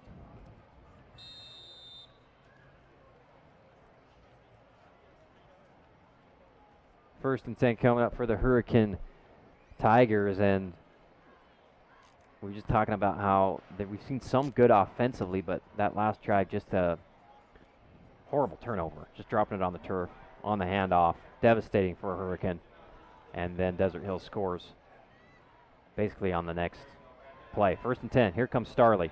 He's looking for the pitch man out to the right. Another fumble. The ball is on the turf again after the pitch. And it looks to me like Desert Hills got on another one on consecutive plays, Bernsey, on defense. And Bronson Andrus has the ball. That was Christian Haynes he was trying to flip it to, who didn't even seem like he was ready for it. And the pitch was behind him on top of that. First time we've seen a true pistol triple option from Hurricane. Tries to pitch it back to Christian and just wasn't prepared for it. Ball hits the turf and Andrus muscles his way down on the turf for the ball. And that's back-to-back fumbles on the first play of the drive for the Hurricane Tigers, already down 35-0. And on top of that, it looks like Haynes might have been injured on the play. His Hurricane coaches are attending to him now.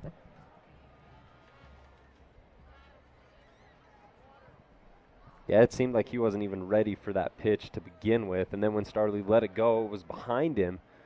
And if you're the Hurricane Tiger faithful right now watching this game, it's probably been pretty painful to watch. They've been loud, they've been proud, trying to cheer their Tigers on. But if you're Hurricane, you want to score before halftime, right? Yeah. Not give Desert Hills 2 extra scores inside the 10-yard line. And here's the play on our replay where it seems Haynes was injured. Hopefully he's okay. He's still down on the turf. And he's down on the ground trying to get the ball, and then it's just a feeding frenzy to jump on him to try to get the ball. And he took a lot of contact there on the turf as he's being helped up now by the training staff from Hurricane. Appreciate Intermountain, who supports Region 9 Athletics, Intermountain Sports Medicine tonight. It's Marcus Homer on the Hurricane training staff, helping the young athletes stay at their best and get them through injury. Looks like good news for Hurricane Tiger fans. Christian Haynes up and walking around talking to the training staff. But once again, for Desert Hills, first and 10 inside the Curran Christensen NAIXL red zone. And if you're the Tigers right now, how important is it that you hold Desert Hills to maybe just a field goal? Even if it's not for the win, maybe just for your confidence. Yeah, exactly. Just something positive as Logan Wilstead comes out. He'll motion Cage Baird out to the right. Cage will get the ball on the jet sweep around the right corner and walk into the end zone. There is a late flag that comes in from the head judge, the head referee, right around the 15-yard line. Usually a sign that it could be against the Thunder on the run. Be a holding penalty. I'm not surprised that that's a holding penalty because Baird was completely untouched on that sweep into the end zone. We've seen great returns from him. We've seen passes thrown to him, but I think one of his few carries tonight from the left. He's just so. It's great to have a dynamic player. There's a few of them in Region 9 this year. I think Mendenhall's that type of guy for Snow Canyon. Nate Mahi for Dixie, and Gage Baird for Desert Hills is having a heck of a night on the offensive side of the ball as well as special teams. But the touchdown will come back holding against Desert Hills. We'll bring it to the 24-yard line, 1st and long. They can get a first down right around the 1-yard line. Here comes Wilstead. He'll hand it up the middle to Kina Taufa. Brought down by Swindlehurst, who is having a monster game for this Hurricane Tiger defense. One of the best middle linebackers, I think, in the region. He's getting a lot of looks. And although the Tigers have given up 35 points, almost every yard earned has been tough yards. I mean, every time Tuva touched the ball, he's got to bulldoze through defenders. They've still been aggressive. The talent of Desert Hills, though, is outstanding. Wilstead straight drop back is going to throw it to the corner on a flag route to Bo Barbin. Just overthrows him a little bit. There was a little cross from the outside receiver and the slot on that play. Trying to throw it to the outside to Barbin. Just overthrows him to the outside. And I really like the confidence that they put in Logan Wilstead tonight. I mean, they have a 35-0 lead, but showing that they're still comfortable throwing the football headed to the end zone right there, just overthrowing Barbin by a smidge. Ian Lambert on the coverage. Desert Hills is rolling on all cylinders right now. 3rd and long for the Thunder. Trips right this time to the far side. Cage Baird in one-on-one coverage to the left. Logan Wilstead throws it to the middle. Open is Mortensen for Logan Wilstead's 4th touchdown pass of the game. And 2nd to Mortensen. And Eli Pert right there. Can't believe it. Is it That's his fourth passing touchdown? Throwing the ball for touchdown. Wilstead. What a game he's having. And on 3rd down, spread him out, trips right. They throw it to the inside guy in the hashes on a little skinny post route for the score. Desert Hills goes up 41-0. And right there, Eli Pert can't believe it. He thought he had a sack right there. Wilstead standing in the pocket, staring down at the pressure, and still able to make a throw to Mortensen. He's shown a lot of incredible things to us tonight. Here comes Callister, boots another one in. Heck, that's his 6th point of the night, kicking PATs. And as we're seeing for our video audience, skinny post. Mortensen with the sure hands in the end zone. Desert Hills goes up 42-0, 4:52 left still in the first half. Let's take a 45-second break. We'll be back with more Region 9 football right after this.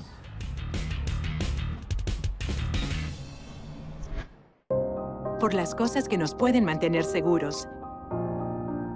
Y ahora, las que llevamos con nosotros ofrecen alertas inalámbricas de emergencia. Por medio de un sonido y vibración particular, estarás al tanto donde quiera que estés. There is a place where the sun doesn't hide in the winter, where the greens stay green and the crimson canyons still glow.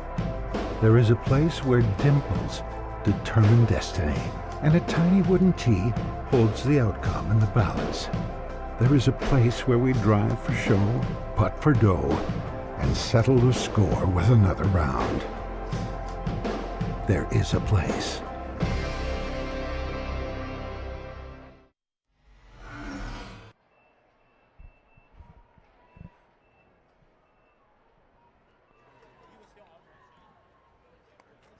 And the kickoff from Callister sails into the end zone for another touchback. Appreciate Summit Athletic Club featuring Cubex.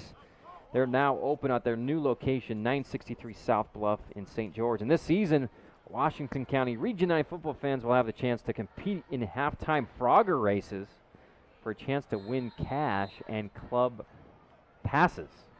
And if you don't know what a Frogger machine is, it's got 4 wheels. You put your hands in and your legs in. You're basically on all fours, and you got to kind of will your way 20 yards, and the winner wins cash. Like all 3 you win cash. You just got to catch the ball with the Frogger on it.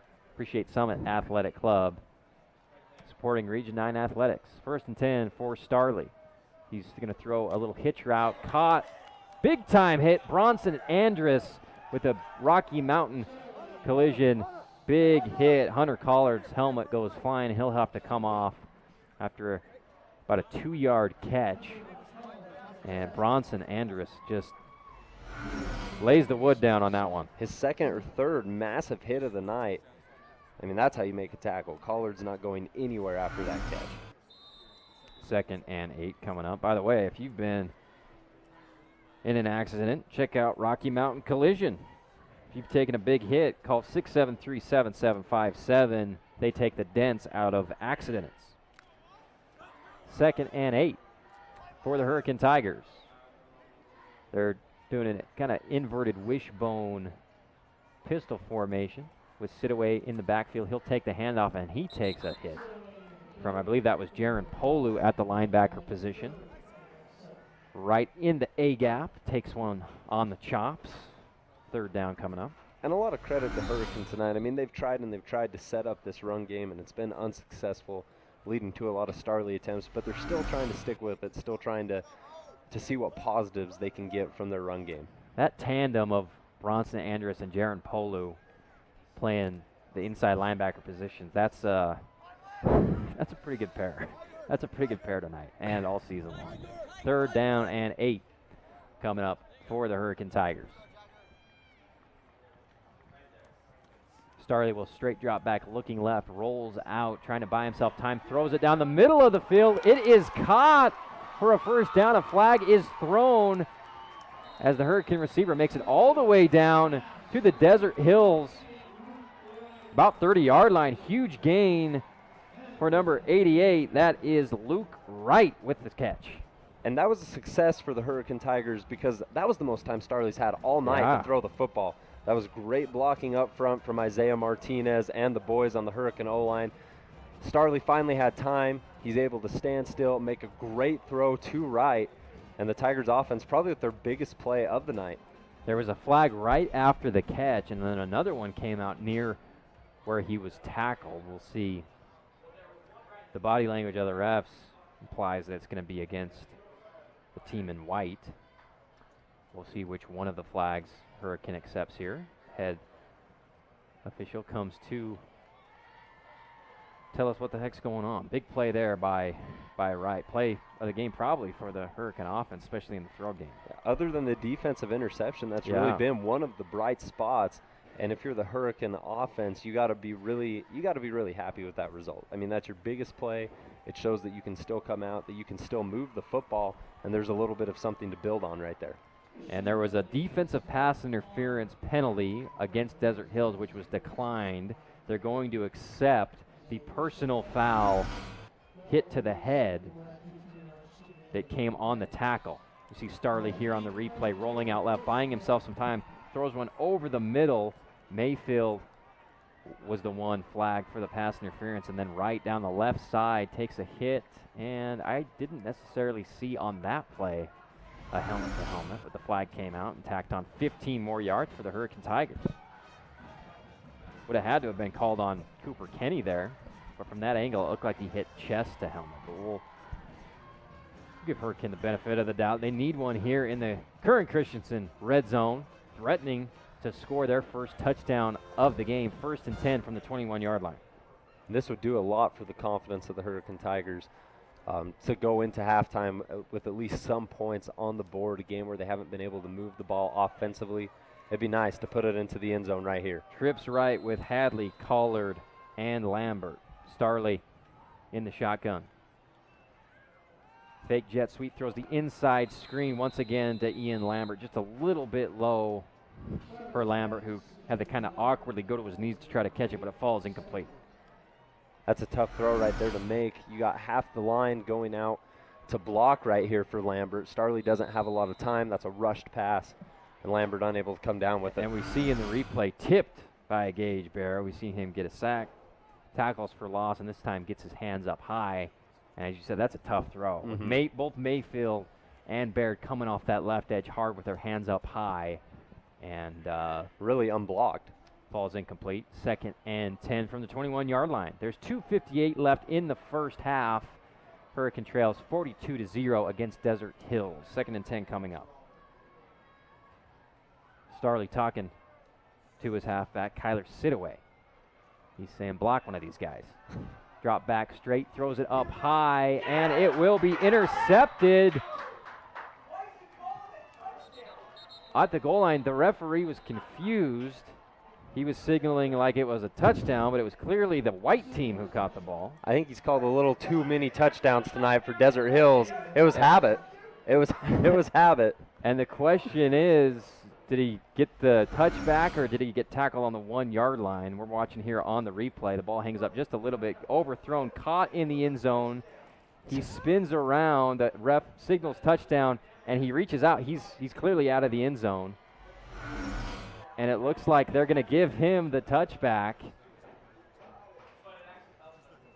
And it'll be the 20-yard line. So I guess on an interception, I'll have to clarify on this. I know on a kick return or punt return, if ever you have possession in the end zone, that's a touchback. And apparently on a pick, that's the same call. They're going to get it on the 20-yard line.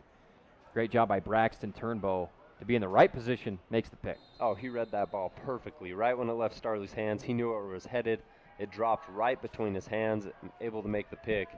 And here the Thunder go again. Wilstead back at quarterback. He'll hand it up to Taufa, who drags a couple Tigers for a few-yard gain. Good job by, I think that was Kyler Sidaway on the tackle for Hurricane. Holding on tight to the big leg of Taufa. Clock continues to tick. We're at about 2 minutes, 20 seconds till halftime. 2nd down and 5 for Desert Hills. Twins left. Handoff goes to Taufa again, this time to the right side. He's tangled up for a short gain. And good job by Hurricane, at least containing big number 27 for the first 2 plays of the series. And no, it's definitely encouraging for the Tiger defense, especially when Taufa's been able to kind of run rampant throughout the night. Gives them a little bit of something to look forward to in the second half if they have that confidence defensively that they can contain Desert Hills back. 3rd and 5 for Desert Hills. He'll throw a bubble screen. It's to Bo Barbin, who shimmy shakes and is tackled. Great play by Hurricane. And I think that was number 88, Luke Wright, getting to the legs of Barbin, stopping him short of the first down. Big play, 1:25 left in the first half. They're getting it into the hands of their playmaker here on a screenplay. Good block by Barrett on the outside, but Wright holds his ground. Tough solo tackle against a very shifty Bo Barbin. And we've seen Wright tonight on the offensive end. Obviously right there we see him defensively. He's one of those speed guys, kind of does it all for the Hurricane Tigers, and it's on display right there with that tackle on Bo Barbin. Ray Cordova back to receive the punt from Desert Hills. Callister with the rollout rugby kick right. Kicks it right to Cordova in the middle of the field. He's going to take off. He's past the 50-yard line to the 40 and is met by Taufa and a couple other Desert Hills Thunder. Catches it with a head of steam. Great return by Ray Cordova. Especially Cooper Kenny was one of the Desert Hills Thunder down at the end of the field when Cordova received the punt. He's able to blow by 2 Thunder players and route to a great return. I like the aggressive play. It was good coverage by Desert Hills. It was. I mean, you'd think in most situations the receiver might call a fair punt even, fair catch. Yeah. And right there, that wasn't going to happen. Yeah, he catches it and just splits them right there up the middle and gets a great gain. 1st and 10 coming up. 46 seconds left in the first half for Hurricane. They're on Desert Hills' 35-yard line. Starley pulls it down, looking around, then pulls it up and passes it incomplete to Collard on the right side. A little high. Could have probably been caught by the tall number 7. 2nd and 10 coming up. 41 seconds left on the Pace Colligan's clock. That was big Mason Krieger right there, number 52, coming right up the middle, making Starley roll to the right, get rid of it a little quicker than he probably wanted to. And then right there, Collard unable to come down with the grab. Hurricane will sub out Kyler Sidaway and bring in Christian Haynes as the halfback. Twins to either side. 2nd and 10. 41 seconds left for Hurricane. They're on the 35-yard line of Desert Hills. Straight drop back. They're setting up a screen and just too much pressure up the middle from Desert Hills. And he overthrows Christian Haynes, his screen back. And almost every time the Tigers have attempted to set up a screen tonight, this has been the situation. Starley with not enough time to throw. He's forced to make a quick, inaccurate throw, and right there, Haynes unable to bring it down.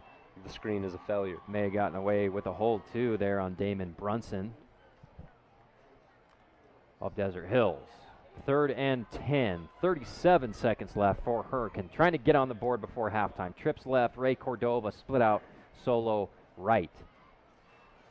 Drop back. Looking for Cordova on the right side. He'll run a 6-yard hitch. Caught inbounds. Clock continues to click. 28 seconds in the first half. They'll blow it dead. Timeout. Hurricane Tigers. We'll keep it right here. Appreciate Paces Colligan, our new sponsor for the clock. Good delivery and catch there by Cordova. Ball was ripped out of his hands after he hit the turf. They're going to give him the catch. And that was good coverage by Cooper Kenny, but Yeah. an even better job from Raymond Cordova, able to perform that spin move to perfection, turn around, know that Starley's going to put the ball right where he needs it, and to come up with the catch. And heck, man, on 4th down, maybe just run the same dang play. Get up to the line of scrimmage and spike it with 3 downs. I definitely Try to expect score. a pass of some type. I mean, you know he's probably going to go to Raymond Cordova. Desert Hills has had safety Braxton Turnbow kind of following wherever Cordova goes, along with the cornerback help. It's probably going to be a similar situation here. If you need a new water softener, don't do it yourself. Call your local Paces Colligan man, 435-586-2450. They'll give you a whole water softening system. Get better water and expert service with Paces Colligan. 4th and 3 for the Hurricane Tigers, threatening to put up their first points of the game. They're on Desert Hills 28-yard line going in. Twins to either side. Cordova has been his comfort blanket tonight throwing the ball. He's on the left slot position. They're going to motion the far back out. They're going to throw a out route to Cordova. He'll catch it and get right around the line to gain. Looks like it'll be a fabulous Freddy's first down. The clock will stop. Hurricane runs up to the line of scrimmage. Clock will start on the referee's whistle. We'll see if they got another play called or if he's going to spike it. He's in the shotgun. Twins to either side. He's going to spike it to stop the clock at 17 seconds. He's 2nd and 10 from about the 24-yard line. Flag thrown just now. And then another one thrown by the referees. And while we wait for the call on that, going back to that last throw from Starley to get the first down to Cordova, that seemed like a tough throw to make. Yeah, it was. I mean, he had to put it right on the left-hand side of Cordova as he turned to look back for the football. Good accuracy there from Brock Starley. Penalty will go against the Hurricane Tigers. And I believe is that an illegal forward pass? It was weird because you rarely see a spike pass out of the shotgun. They didn't call intentional grounding. Well, and normally you see a spike pass go straight down. And right there, Starley seemed to throw it forward. He threw it forward. We're going to get a look right there. And the signal is going to be an illegal forward pass. And it'll be first. And they're trying to figure out what the yard. I'm looking at the far side judge here for the. It should be a loss of down. And it's things like that hurt the most for the Hurricane Tigers. You have the 2 fumbles on your first possession of each drive, and then right there, an illegal forward pass when trying to spike the football. Not a lot of things going right for the Tigers tonight. 2nd and 15 from the 28-yard line for Hurricane. 17 seconds left on the clock. Starley in the shotgun. Straight drop back pass. Looking down the middle. Ball goes incomplete. Bronson Andrus had a shot at it. And these guys, whether it's the defensive linemen or the linebackers, they're hard to throw over, they're hard to throw around, and they're hard to throw against because they're putting so much pressure on them. Well, we've seen Andrus make plenty of big hits tonight, but right here, get a look at his athleticism, able to leap up, almost come away with the interception. Great awareness from Andrus, and that's been the story all night. Great reaction time, too. Mm-hmm. Getting his mitts up at that middle linebacker position. Clock goes down to 11 seconds. 3rd and 15 for Hurricane. Starley runs into play. What do you draw up right here, AT, if you're Coach Miller? Holy cow. Well, look for Cordova, even in double coverage? You probably have got to try to get it to Cordova if he's singled up on the – look like he's going to be on the short side of the field.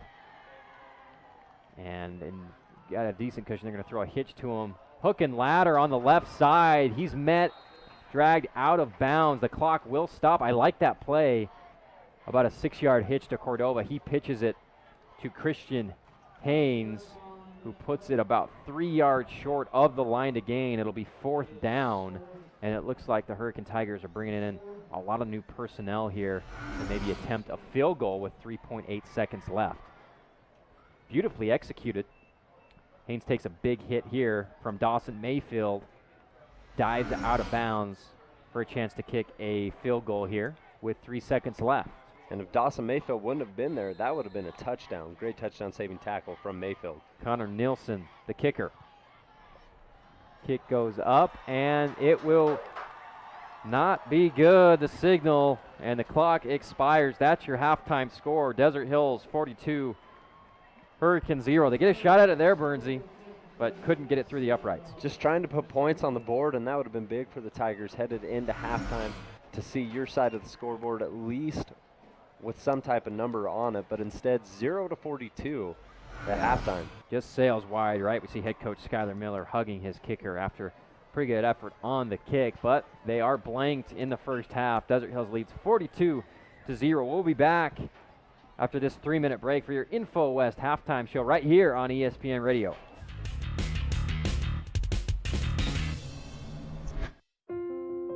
I love taking care of my mom. It wasn't easy at first. She learned how to better communicate her needs. And you learned how to not ignore yours. I discovered how to make healthier meals. And I discovered how much I enjoyed them. Becoming a caregiver is a learning experience for everyone. Find articles, tips, and tools from experts and others who have been in your place. The Caregiving Resource Center at aarp.org/caregiving.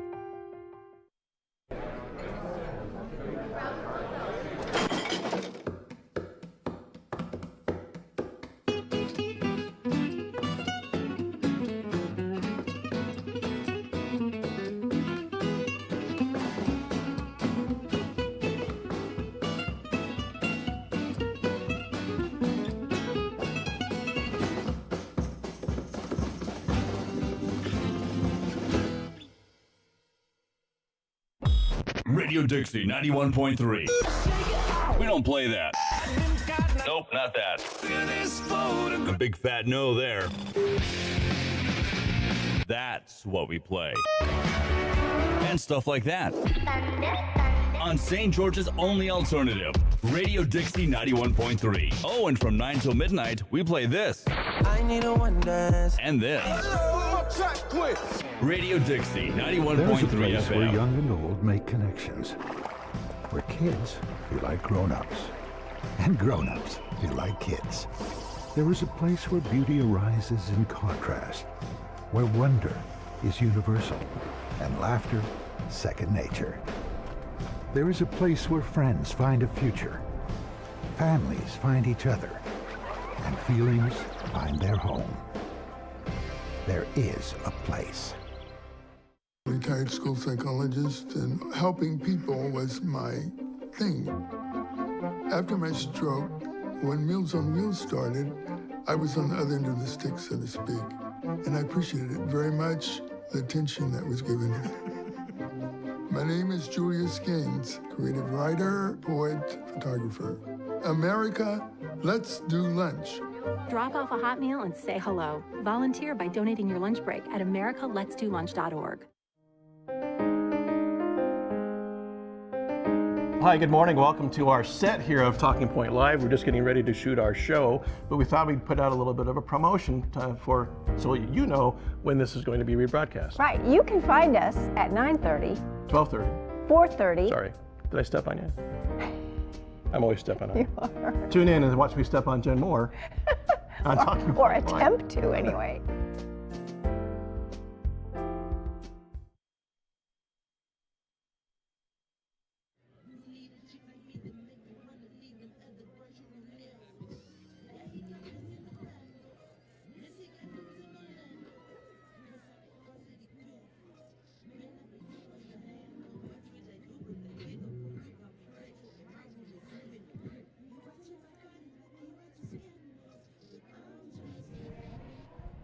Welcome back. Hurricane High School Tigers trail Desert Hills at the half, 42-0. You're listening to the InfoWest Halftime Show. Get high-speed internet, web design, tech support, and more.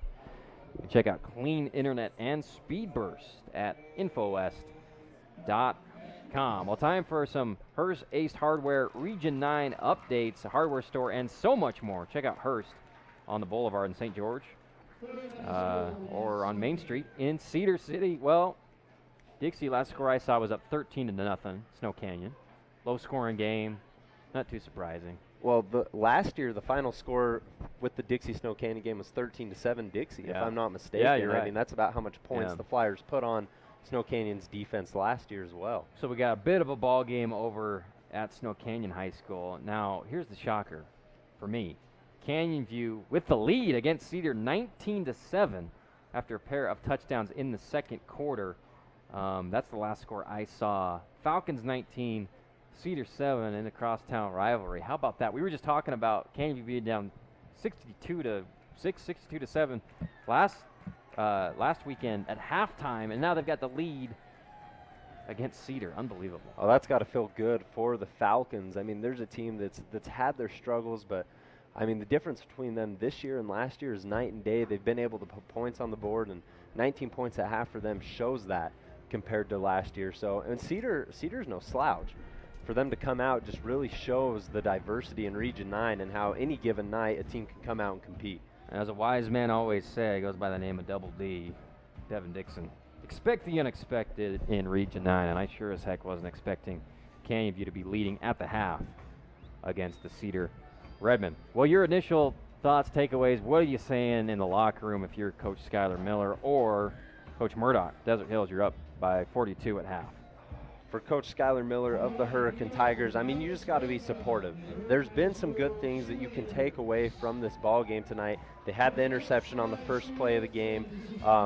We've seen Starley throw a couple of nice passes, especially the one to Luke Wright at midfield earlier in the second quarter. So there's some positives you can take away. You just got to come out here in this third and fourth quarter. You got to execute the game plan and really see what your offense is capable of. You have nothing to lose now. Just come out firing. Yeah, come I out agree. Being your best self and play as hard as you can. For Coach Murdoch on the Desert Hill side, you've got to be plenty pleased with really what's gone on tonight, especially defensively. The Thunder have been all over the field. And how about the Logan Wilstead show? He came into this game with 2 touchdowns on the year. He's thrown 5 tonight, right? 5 touchdowns, and we're already at the Holbrook Asphalt big score dessert here in Hurricane. Desert Hills put up 42 points. If any Region 9 team scores 25 points or more, that means Holbrook Asphalt and the big score dessert is on over at Yogurtland in St. George. You get 5 ounces of free premium frozen yogurt courtesy of our friends at Holbrook Asphalt. Right now, the Hurricane drill team putting on a show for the home faithful. Very talented group. They got speed on the edges. They've got length on the outside. Don't turn the ball over. And well, they struggle to get in the red zone. They're always they play within the 40s, and you know they struggle to get in the red zone. This drill team. That was a poor attempt at a joke. You're listening to the InfoWest Halftime Show. Get high-speed internet, web design, tech support, and more. Check out Clean Internet and Speed Burst at Infowest.com. We appreciate Hearst Ace Hardware as well, bringing you your Region 9 updates. Last score I saw, Dixie leads 13-0 over Snow Canyon. And Canyon View with the shocker of the night, 19-7 lead over Cedar after a couple touchdowns in the second quarter. We're going to take a quick break here. Let's take a 2-minute break back there in Studio Pauly. We'll be back with more from the InfoWest Halftime Show from Hurricane High School. You're listening to ESPN Radio.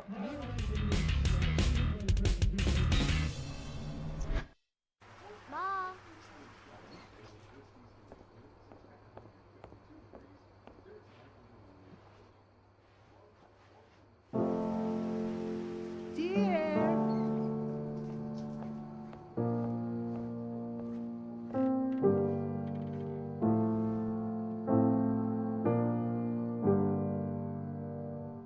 Visit aarp.org/caregiving for information on how to provide even better care for the person who wants to care of you. Fast-paced family life in need of a slowdown? Hello, I'm Dr. Spruce. Did you know all those green shapes on maps are parks and forests? It's true. Visit discovertheforest.org and plan to visit a park or forest near you, instead of just wondering what it would have been like. While the word forest might make you think of distant lands from far, far away, please note parks and forests are closer than you think, which means things like beautiful scenery, fresh air, and family time are also closer than you think. There is a place where the sun doesn't hide in the winter, where the greens stay green and the crimson canyons still glow. There is a place where dimples determine destiny, and a tiny wooden tee holds the outcome in the balance. There is a place where we drive for show, putt for dough, and settle the score with another round. There is a place. Where do you find the titans of classical music in St. George?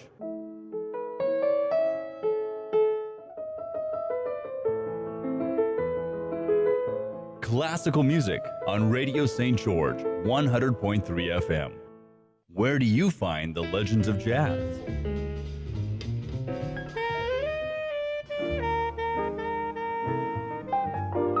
Evenings on Radio St. George, 100.3 FM. Welcome back. You're listening to the InfoWest Halftime Show on ESPN. Right now, Desert Hills leading Hurricane at the half, 42-0. Cool scene right now on Tiger Field as the student section in the Tiger Army has formed a tunnel for the Hurricane Tigers to come routing out of. They broke through the paper, and pretty good showing by the Tiger faithful in support of their team who's struggling right now. But I thought Bernsey threw the kitchen sink at Desert Hills in that first half. I thought the play call, as I keep saying, play calling's there. I loved at the end, at least trying to get that field goal. They do that hook and ladder. Starley doesn't have a lot of time to throw, but I think some of the routes that he's throwing and put in where they're just throwing it right away. Catch and throw, even if it's a 3-yard gain, that's better a lot of the times against this tough, pinning their ears back Desert Hills defense than running the ball. At least get a few yards through the air right off the way, just if you're running a hitch route. Yeah, I've been a big fan of the play calling as well. I have to agree with you 100%. And just based on the play calling alone, I'm a big believer that Hurricane will at least get in the end zone, I mean, 1 or 2 times tonight before the game's all said and done. I mean, looking at them run out here for the third quarter, they still seem energized. They still seem like they're willing to go out and play some football. So it's going to be an interesting second half to see what the Tigers can salvage and take away from this game, and really to see what the Thunder work on as well. And you Desert Hills fans watching back in St. George, the Little Valley, wherever you are, the Big Score Dessert is on. Holbrook Asphalt Big Score Dessert. Head on over to Yogurtland at some point tonight and claim your Holbrook Asphalt Big Score Dessert. That's 5 ounces of delicious frozen yogurt from Yogurtland, courtesy of the Big Score here from the Desert Hills Thunder. Keenan Taufa having another great game. Anderson street closed for the second week in a row after his huge game against Kalakaua, Hawaii. So tonight it's just the Thunder half of the Thunder and Lightning for Desert Hills, but Taufa has shown his skills running the ball, catching the ball, greeting linebackers in the A-gap, running people over. He is a heck of a running back. Yeah, last week watching the Cedar Redmond and Dixie Flyers play, I thought to myself that Drake Fakahua, he's a big boy, hard to tackle. And tonight I'm getting a lot of that same vibe from Taufa. He's been lowering his shoulder. He's been high-stepping through tackles. Every single yard the Hurricane Tigers have made him earn it. But gosh, he's ran hard. Appreciate our friends over at Intermountain Acceleration, Brennan Ames, and the staff over there do an incredible job helping out Region 9 athletes, collegiate athletes as well, and younger. But the list that he has, the lineup of star athletes in Region 9 that he's helped achieve in the offseason to get to where they are, is pretty incredible all over Region 9. Appreciate Intermountain Acceleration for helping us once again sponsor Region 9 football this year. Appreciate Wilkinson's as well. Go see the experts, light fans and fixtures plus unique items like games and much more at Wilkinson's across from Fiesta Fun in St. George. That was your InfoWest halftime show. We're about ready to kick off second half of football. 42-0 for Desert Hills. I saw a Hearst Ace Hardware update from Snow Canyon High School. They got their first touchdown in the late third quarter, 13-7. Dixie leads the Warriors. Canyon View 19-7 at half over their brothers across town, the Cedar Redmond, in the big Iron County rivalry up north tonight. You can listen to that on Big Kickin' Country or the KSUB app for free. Go to the Google Play Store or the iTunes Store and download 590 KSUB, and you can listen to crosstown rivalry between the Falcons and the Redmen. All right, Burnsy, second half's about to kick off. Hurricanes getting the ball. What do you want to see their first drive of the second half? Ooh, I want to see a little bit of everything. I want to see, kind of what they had going on in the first quarter early in the game after that interception. They were still trying to establish the run game there with Sidaway and Haynes. Yeah. As well as giving Starley plenty of options to drop back and throw one up, and that's what I want to see. I want to see big, aggressive plays from the Hurricane Tigers. You have nothing to lose right now. The score, obviously, here 42-0 in favor of Desert Hills. Take some chances, take some shots. You might learn something from it, and so I expect a lot of aggressiveness right here from Hurricane. And, this is a different offense than we've seen the last several years, last many years from the Hurricane Tigers, running just the double wing, straight triple option, Air Force style, Navy style. They're running mostly shotgun tonight and winging the ball around. Here comes the return from Christian Haynes at about the 17-yard line. He's met by Desert Hills and dragged down. Kicks brought to you by Utah Gastroenterology. Did you know that a colonoscopy is one of the simplest ways to detect colon cancer? Just takes one appointment, one simple procedure. Go to utahgastro.com to schedule yours today if you're in that age bracket. My uncle does a funny joke about he thought it was going to be a digital examination with a computer. Didn't realize that there was another type of digital examination. utahgastro.com. Brock Starley, number 6, the junior, got some playing time last year with Adam Hadrian by committee, is leading the Tigers this year. And like you brought up, Burnsy, per your research, close to 500 yards in 3 games this year. And despite the huge discrepancies in score, he's winging the ball around a little bit. Handoff goes to Sidaway on the left side for a decent gain. He's running with burst. When he gets it between the tackles, I've been impressed with number 13, Kyler Sidaway, finding a seam. If he has just any daylight, he's done a good job of squeezing through. Gets about 8 yards on first down. Yeah, and before tonight's game against the Desert Hills Thunder, he had 24 carries and about 50 yards. He has yet to get into the end zone. I'm sure he's hoping that changes tonight, but the Tigers still impressed with their determination in trying to get this run game going with Sidaway and with Haynes, because as soon as they're able to do that, it makes it all the more easier for Brock Starley to throw the ball. 2nd and 2 for Starley. Straight handoff to Sidaway, tackled, and the ball is loose again. He was met by Andrus, and the ball hit the turf. It looks like Hurricane, luckily for them, got out. That would have been their 3rd lost fumble in their own territory tonight. Damon Brunson made the tackle and the strip. I feel like as soon as Sidaway received that handoff, Brunson was there, almost took the handoff. It appeared. Great play once again from the Desert Hills defensive line, getting through the guards and creating havoc in the backfield. They finally get a good first down play. It's 2nd and 2, but then after that, all the way back, 3rd and 12 coming up for the Hurricane Tigers from their own 18-yard line. And this is one of those moments where you almost expect a deep shot downfield. The first play, it's solid run. Second one, nearly turned the ball over. I expect Hurricane to take a shot here. Cordova singled up on the left, wide out.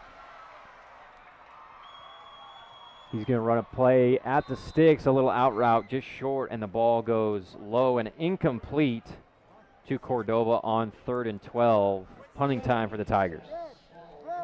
I think that was the right play call right there, looking for Cordova, of course. Unfortunately, it was a little bit of a throw that was thrown a little behind, and Cordova trying to come back to make that grab. Falls right out of his hands. And a part of it is, once again, Starley's kind of leaning back as he's throwing it, trying to get it above the right defensive end's hands. which probably caused it to be a little bit short. Here comes the punt. Back deep for Desert Hills is Gage Baird. Ball bounces at the 50, takes a Hurricane bounce, and then a couple Desert Hills bounces. Be touched at about the 46-yard line of the Thunder. I think that was Haynes right there with the good coverage for the Tigers, following the punt through the air, able to down it on Desert Hills' side of the field. Now, if you're the Thunder, what approach do you take right here? Do you come out still with that same aggressive behavior that you had in the first half? Are you still taking shots downfield, or are we going to see a lot of Tufa? Yeah, you know, I think obviously up 42, their starters are going to remain in the game, maybe even for the full third quarter. I wouldn't be surprised as Taufa and Wilstead come back out in the backfield, bunch trips right. But I do expect to see a lot of Taufa in the second half. Fake handoff, throws it to Tate Danas in a bubble screen, gets a couple good blocks downfield. Bo Barbin driving his guy back, and Danas makes it all the way to about the 27-yard line on just a simple bubble screen. And credit the Desert Hills Thunder receiving corps tonight, helping their buddies out downfield with some stock blocking. Well, and that's what creates a successful football team, is players that are willing to do the little things. I mean, not everyone's going to be able to score the touchdowns or make the sacks. So right there, Bo Barbin with the block. We've seen Mortensen making great blocks. It's those little things that contribute to really the entire football team. Great job. Absolutely, and that was Barbin and Mortensen with the great blocks. Two guys with 2 touchdown catches tonight each. Mortensen motions right to left. Fake handoff, reverse open for Logan Wilstead, rolling out right. He's chased by Hurricane, out of bounds. They'll have a loss on a play. Late flag thrown from the umpire. There's a Hurricane Tiger down, and wouldn't be surprised if it was. They've been very. I didn't see the play, but they've been very strict this year on hits, kind of coming back on crackbacks, those type of blindsiding hits to an unaware player. As we see the rollout, and there's just a little pop, as we see from Tate Danas on the Hurricane Tiger. Puts him on the ground, and I've seen that several times this year, and we haven't seen it the last couple years. I think that's a fairly new emphasis for the referees. Anytime a player is just kind of wandering unaware and gets blindsided, even if it's not a huge collision, they're going to throw a flag. Those are some of the scariest hits in the game. I think you have Wes Christiansen right there of the Hurricane Tigers. He has his eyes fully on Logan Wilstead, who's rolling out to the right. There, like you said, there's no possible way he even sees Danas coming up to make that block, and so I really like the emphasis on the player safety right there. A good call as far as the officiating goes. Hopefully he's all right and we'll be able to walk off the field here in the near future.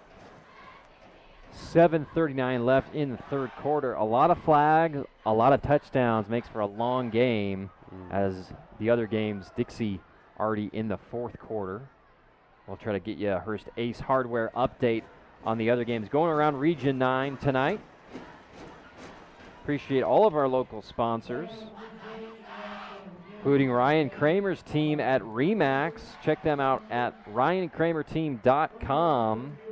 They're the number one, Ryan Kramer is the number 1 real estate agent in Washington County. Score big this fall with the Ryan Kramer team at ryankramerteam.com. Well, we talked about kind of what the Thunder would do coming out of the half with the 42-0 lead. And I've been impressed so far because Logan Wilstead is still throwing and slinging the football around. It hasn't been handoff after handoff. The Thunder still with an attack mentality. First down from the 50-yard line. The line to gain, Bernsey, it looks like the 18. And it looks to be 1st and 32 for the Thunder after that blindside hit. Personal foul penalty. Wilstead back with Taufa. Motion man goes right to left. Fake hand, or no, he's going to give it to Taufa, off tackle left, and he's got room to run. He'll make it all the way down to about the 30-yard line. Showing off the speed that time, basically untouched on that left side, Rustin. And he just made it about 2nd and 10, 2nd and 11. To have a tailback who's able to do that on 1st and 32 to get you all the way back up within range, that's impressive. That's just simply hard running from Tuufa. He's been reliable all night. Bunch trips right. 2nd and 11. Handoff goes up the middle to Taufa. Tackled after a short gain. You know who's having a great night for the Hurricane Tigers on really both sides of the ball is Luke Wright. He made that big catch. He's been in there on defense. This time was the first one to greet Taufa after a couple yards, but he comes from the defensive secondary. They're sending him off the edge a little bit. He's doing a great job. He made that terrific tackle on 3rd down for Desert Hills before the half on Bo Barbin. He has played incredibly well tonight. Bright spot for the Tigers. 3rd and 8 for the Thunder. Cage Baird singled up on the left side. They're going to throw it deep to him, and he's going to catch it for a touchdown. Beautiful delivery, and another easy score in single coverage for Cage Baird, one of the best edge athletes in all of Region 9. Yeah, and that was Robert Young on the coverage for Hurricane. There's no other way to put it. He simply just got beat. Baird able to beat him, run past him. Easy score. Wilsted's 6th touchdown of the night. He had 2 coming into this game. He now has 8 on the season thanks to tonight's game against the Hurricane Tigers. Played out of his mind. Comes Callister for the Utah Gastro PAT. And, you know, we've seen, it's up and good, we've seen Reggie Graff score 7 touchdowns, few with his legs against Tooele, 4 throwing against Tooele for 7 total.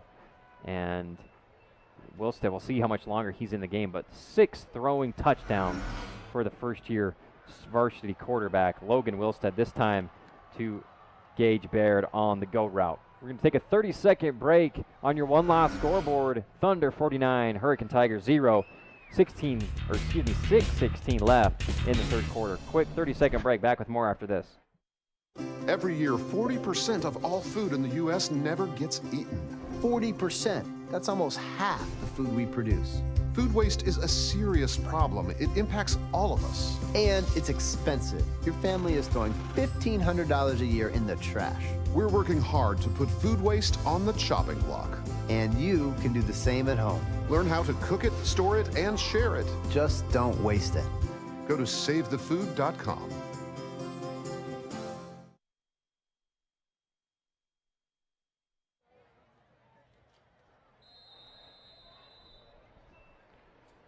Good job by our producer there. Back in the studio, Paulie, Logan Wilstead telling you himself, go get the Holbrook Asphalt Big Score dessert. He's thrown 6 touchdowns tonight.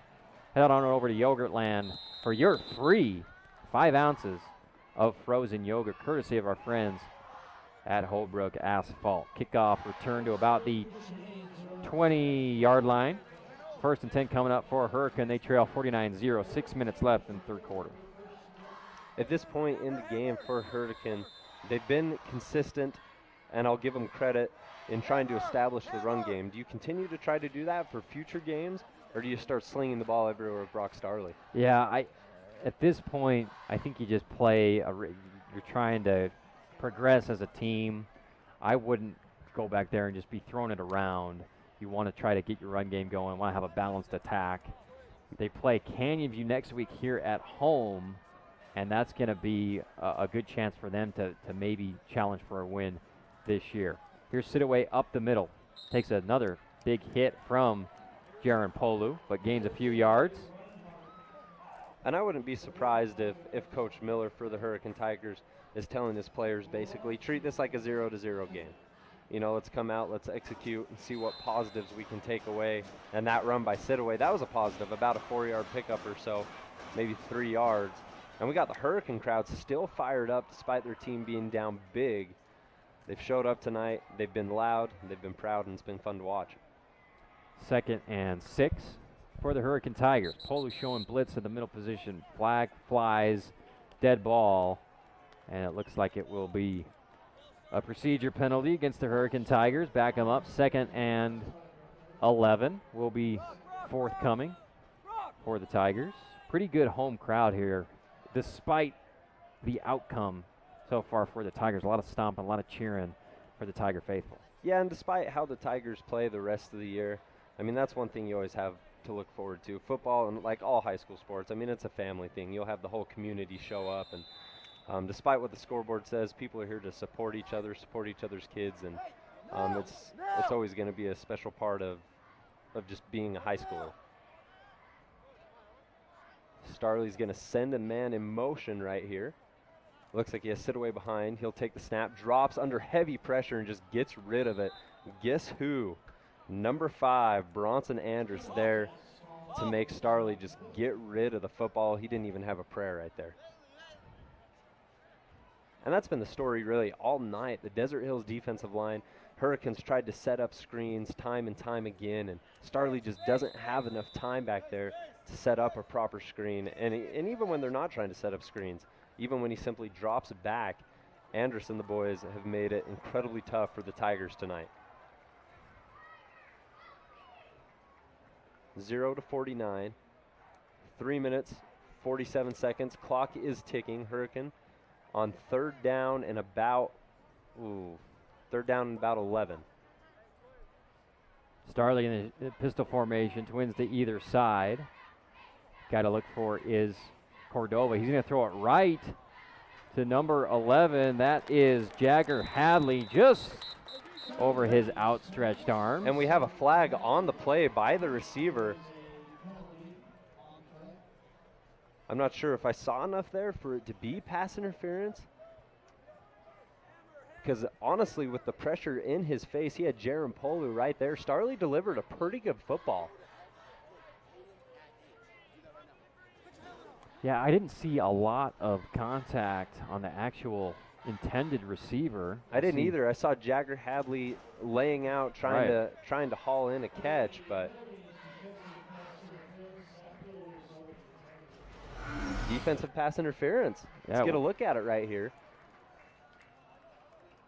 Yeah, a little handsy, I guess, from Cooper Kenny, but I didn't see enough there necessarily for PI, but just enough to obstruct the hands of the receiver to throw the flag. Automatic first down for the Hurricane Tigers. And that's big for Hurricane right here, especially on a drive where they're trying to put some points on the board for the first time tonight. About 3 minutes remaining here in the third. First and 10. Fumble in the backfield again. It will be picked up by Desert Hills. There's a flag in the backfield. Once again, just confusion and a jumble in the backfield, and the ball hits the turf. I think that was Christian Haynes who was coming out of the backfield for Hurricane. I think Haynes took off before the ball was even snapped. I wouldn't be surprised if this flag was a false start. Looks like that might be the case. Yeah, that would be great news for Coach Skylar Miller if they give a false start to Hurricane and void the play. It'll be an illegal shift on Hurricane. They're going to decline it, which means it's Desert Hills ball after the scoop up. And that's just miscommunication right there between the quarterback and the running back. Haynes taking off really before the ball was even snapped. Starley goes to turn around, and Haynes is already on his back. And I think Coach Skylar Miller is thinking what I'm thinking here, which is if it's a procedure penalty, I know it's an illegal shift. Even if they decline it, doesn't that just mean we keep the ball and have to replay it? Voids the play. It's not that way. Desert Hills gets the ball. And once again, a fumble by Hurricane near their own goal line. They're defending, and Desert Hills has a new quarterback in. They have a new crew, it looks like. A lot of these guys haven't been on the field a lot tonight. See what they're able to do. Yeah, it looks like Cooper Kenny going to hand it to Ethan Ford, who we saw have a great game against Kalakaua, Hawaii in week 3. And, excuse me, not Cooper Kenny. That is number 26, Hunter Bentley, the backup quarterback. Also subbing into the game for Desert Hills. Number 16, Braden Squires is your near side wide receiver. And Bentley back in the shotgun with 2 running backs to either side. He'll hand the ball up the middle for a short gain. 2:02 left in the third quarter. Desert Hills leads 49-0 over the Hurricane Tigers. And if you're one of these young players on the field right now for the Thunder, this is the moment you dream of. You're sitting in class today saying, I hope I get in the ball game tonight. I'm going to go out and I'm going to prove something. So it's going to be interesting to see what these kids do. You know they're hungry. You know they want to show what they got. As they're going to hand it off right here to number 19. He's going to turn the corner, nearly has a first down. He might have got there. That's number 19, Ethan Ford for the Thunder. Showing a little bit of speed right there. And, you know, I've been impressed with Ford. The couple games I've done of his, he hasn't gotten a lot of action tonight, but with Saul Andrus out and Taufa basically your only running back, I think Ford does a great job catching the ball out of the backfield. I've seen him make plays. Also, so shifty and hard to see over the tall offensive line. He makes a lot of positive plays, so I wouldn't be surprised going. I'm not sure how long Saul Andrus is out, but I think Ford has proven himself as a pretty good option for a scat back complement to Kina Taufa as the main running back. Yeah, and especially with Andrus not being able to play the last couple of games, it's good to know you have a guy like that. And for clarification, he was able to get the first down for Desert Hills, so they'll continue to eat some clock as Wes Christiansen for the Tigers is helped off the field. He took a pretty hard hit pursuing Ethan Ford there. It's another Fabulous Freddy's first down. Fuel it up, wash it down, and save at 2 Southern Utah Fabulous Freddy's. Check out their car wash club and get unlimited washes at Fabulous Freddy's. 1st and 10 coming up for the Thunder on the 21-yard line. Bentley back at quarterback. He's going to hand it off for no gain, and the ball is dropped, fumbled, and it looks like rolling into the hands of the Hurricane Tigers. So they finally get a fumble to go their way. They'll get the ball at their own 20.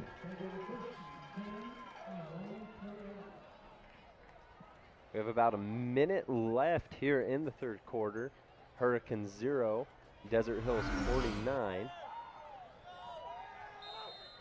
Looks like we got a lot of newcomers coming in defensively for the Thunder as well. Beautiful tackle there, helmet right on the ball. Eli Pert jumps on it for the recovery for Hurricane. And Pert really is one of the best players on this Hurricane defense coming in this game. He's had 19 tackles. He's had a couple tonight, recovering that fumble right there. Here comes Brock Starley and the offense from their own 20-yard line. 1st and 10, they do a hand up right up the middle. And pretty good burst there by Christian Haynes. Head of steam right up the middle, running with authority on 1st down. Just lowered his head, went right between the tackle and the guard. One of the better runs we've seen from Hurricane tonight.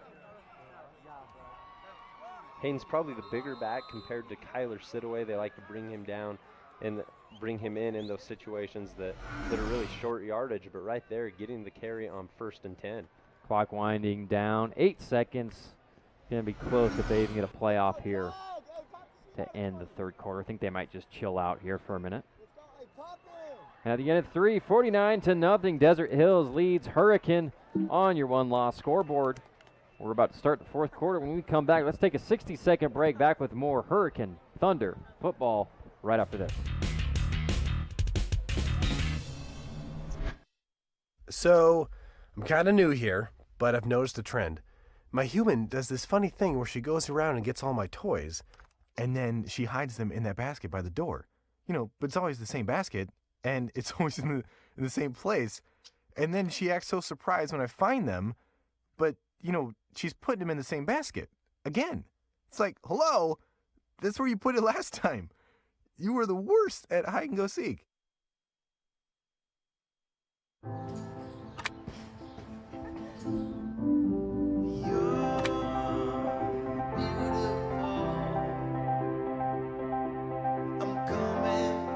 Welcome back. Region 9 football from Hurricane High School.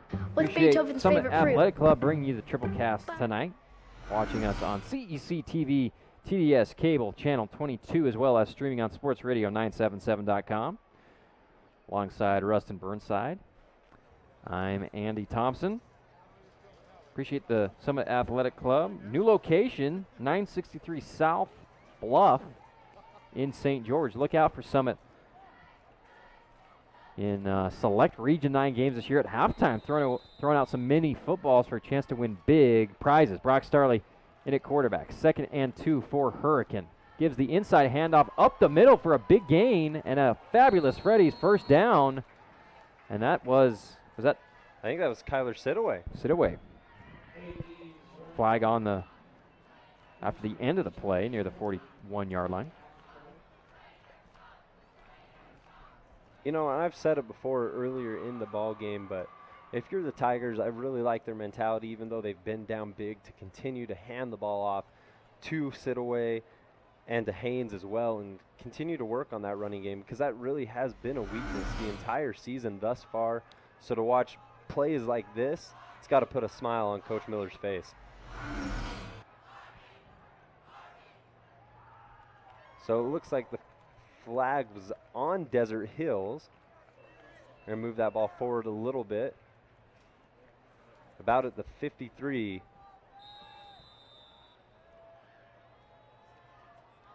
Excuse me, their 48-yard line is where Hurricane Curly stands. Starley in the pistol, fakes the handoff. He's going to let this one fly, going deep, looking for Cordova. And that's incomplete. Cordova had it in his hands for a split second. That's number 30 on the coverage for Desert Hills. Corden Dell breaking it up. Nearly a big play for the Hurricane Tigers. Let's watch it on the replay here.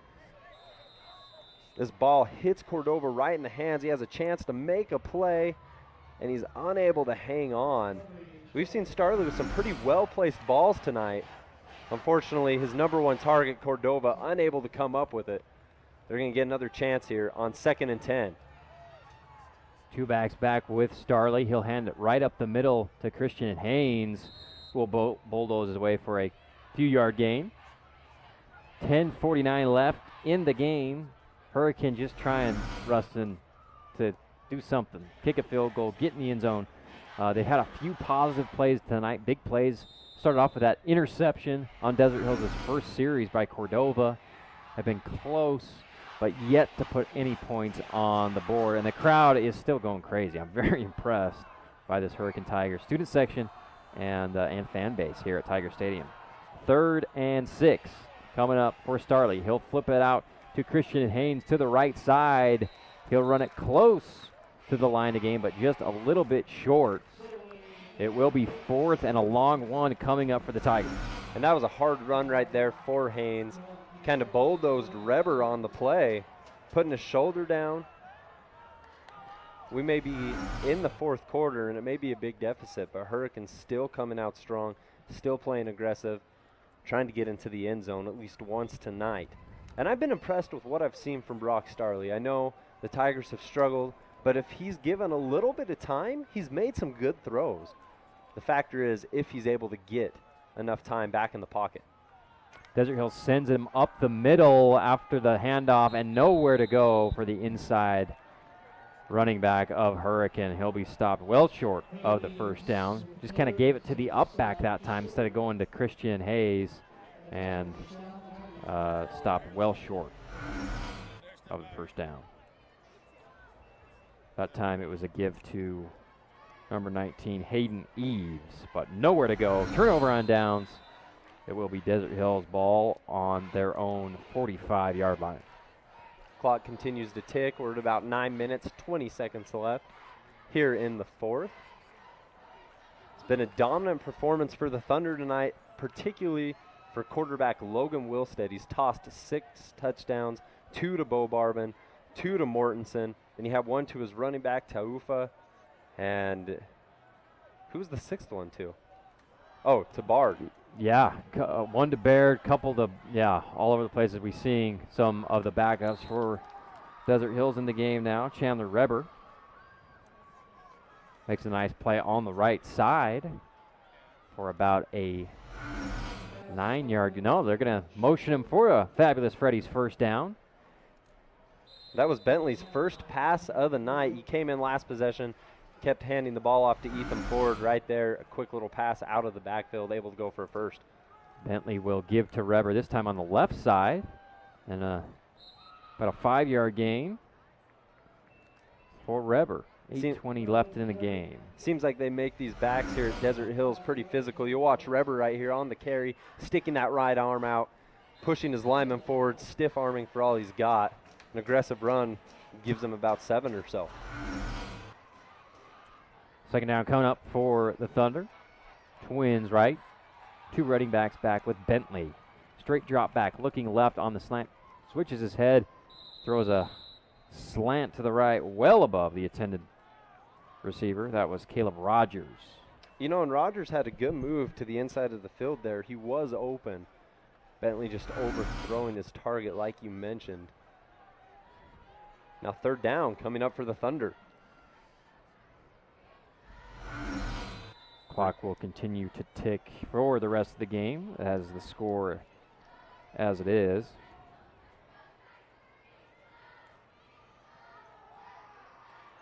And a terrific tackle in the backfield. 3 Tigers gaining up on Reber, who had a physical run earlier in the drive, but right there, nowhere to go.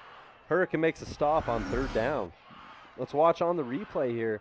Getting to him first, it's Wright. We've talked about him a lot tonight for the Hurricane Tigers. He's been a factor on offense and on defense right there with a big stick on Reber. And it looks like the Thunder going to go for it on fourth down. Bentley in the gun, takes the snap. He's going to drop back. He's looking deep downfield for number 12. And it's caught. There's pass interference on the play. Ian Lambert was all over number 12, Kyre Golding. And I think he still might have came up with that football. That's going to be one we're definitely want to see again. Bentley with the confidence to drop one deep downfield and the concentration by Golding to come up with it. Let's check it out here on the replay. This is a beautiful throw. Lambert gets there too soon. The ball's bobbled off the feet of Golding. Oh my goodness, how did he catch that football? Terrific concentration by Golding. And now Desert Hills in the red zone looking to add one more score. Already have 49 points tonight. Don't forget, you can go to Yogurtland after the ball game and get some free frozen yogurt. And the handoff. It looks like they're going to give it to Reber. Excuse me, not Reber. That's number 13 for Desert Hills. 18, not 13. 13 is Bo Barbin. We don't have 18 here on the roster. He has a couple carries so far tonight. Second down coming up for the Thunder. They have Bentley in the gun. He's got a back to his right and left. Gives it to Reber. Reber's going to go between the guard and tackle, pushing his way to the end zone. Refusing to go down. He's going to end up on about the 1 or 2 yard line, it looks like. Terrific run by Reber. We've seen him be physical so far tonight, and right here, it's just willpower. He's first met by Jagger Hadley right there, fighting with 3 or 4 Tigers, leaning forward and gets it at about the 2 yard line. Bentley takes a snap, loses the snap. He's going to be chased down, gets away from 1 Tiger before he's finally wrapped up for maybe a loss of 4 or 5. I don't know if that snap was bad or if Bentley just had a hard time controlling it. We're going to get a look here. And it looks like it just went off his hands. Great pursuit from Luke Wright, who we've mentioned multiple times tonight. Finally, number 35 for the Tigers, making the tackle, Eli Pert.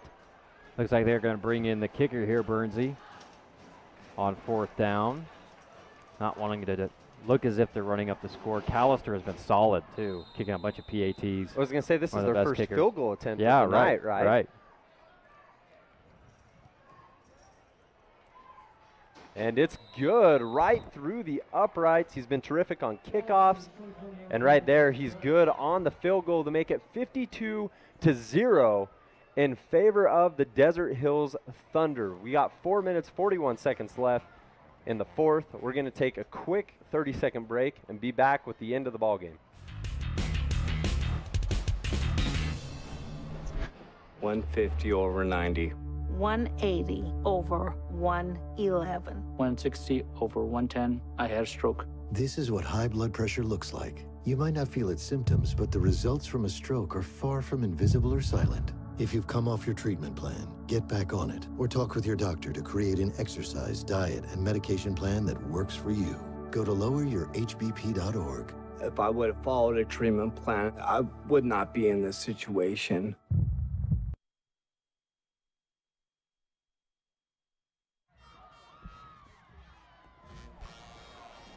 Welcome back to Hurricane High School. Region 9 football coming at you. It's been a tough night for the Tigers of Hurricane. They trail 52-0 against their rival, the Desert Hills Thunder. Thunder kicking it away after Callister made a field goal. And that kick is going to go through a Hurricane returner's hands and into the end zone for a touchback. Looking to supply some Hearst Ace Hardware updates here from Snow Canyon High School. Last score we reported, Dixie was up 13-7, and that's going to be the final. At Snow Canyon High School, the Flyers get their second region win of the season. Snow Canyon goes 0-2 to start region play, and the Flyers win the same way they did last year. Same score, right? 13-7 last year as well. But, I mean, I know Snow Canyon lost this ball game, but for them to hold Dixie to 13 points, one of the best offenses in Utah 4A, is pretty impressive. They couldn't come away with the win, but still, good job from the Snow Canyon D. Starley takes the snap. Looks like he's going to give it to Sidaway, who runs into a couple Desert Hills defenders. He's still on his feet, trying to go forward for some yardage, and they're going to blow this play dead as he's unable to continue with any forward progress. Now, this might be Hurricane's last opportunity to get into the end zone tonight. Still got the starters out. Lambert, Cordova, quarterback Brock Starley, Sidaway, Haynes. Hoping to put it in the end zone for the first time with 3 minutes, 45 seconds on the clock. Clock is ticking. Heading into the fourth quarter, Rustin, as an update, Redmond get a touchdown from Drake Fagahua, cut the Canyon View lead 20-14. The Falcons still lead in the fourth. Ooh, that's an exciting game. As Starley drops back, it looks like he was looking for Cordova, flies between his hands. Good coverage on the play from Desert Hills, and that's incomplete. And just like that, it's third down for the Tigers. I like throwing it, you know, and a little slant in the middle of the field to Cordova, just a little bit high. Maybe could have made the catch. We've seen a lot of chances to Ray on the outside, but this time in between the hashes. And that was mustard on that one from Starley. There was. And Chandler Reber was on the coverage. I've been impressed with him tonight. Yeah. Running the football, he's been physical. On the defensive side, he's made some plays. This is a guy that you might want to keep an eye out for here in the future. Big play coming up for Hurricane. Starley, he's going to take the snap, and he's going to be under pressure, dropping way back, throws one up, nobody near.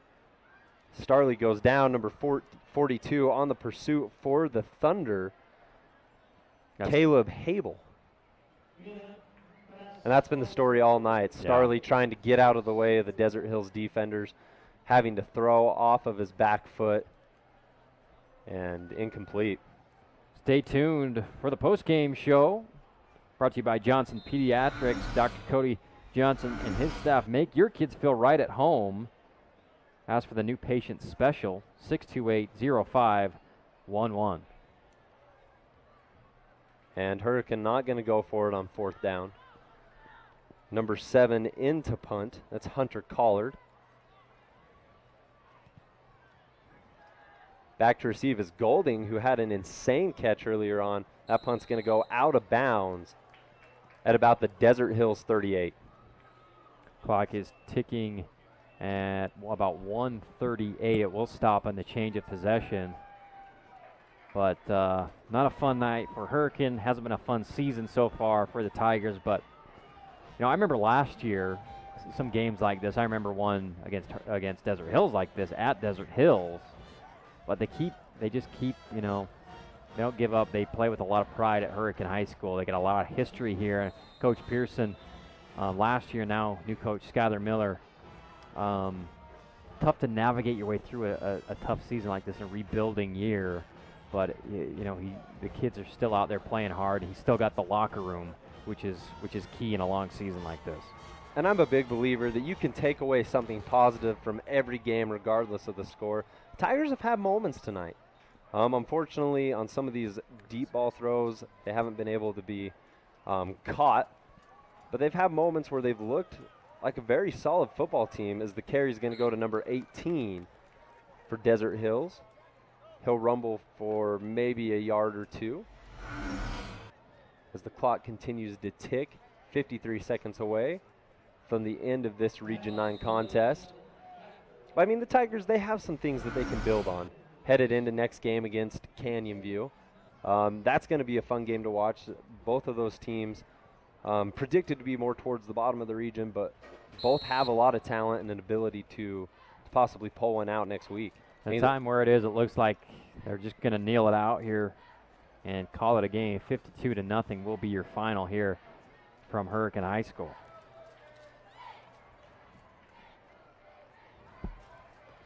Appreciate all of our local sponsors: Rocky Mountain Collision, Pace, Colligan's Water, Utah Gastroenterology, the Ryan Kramer team at RE/MAX, Fabulous Freddy's, Intermountain Sports Medicine, Acceleration, Curran Christensen at NAI Excel Commercial Real Estate, Gridiron University, and One Law, who brought you the One Law scoreboard. And there was a lot of scoring tonight, which means, as we know, it's time for the Holbrook Asphalt Big Score dessert. If you're back in St. George or on your way home, check them out.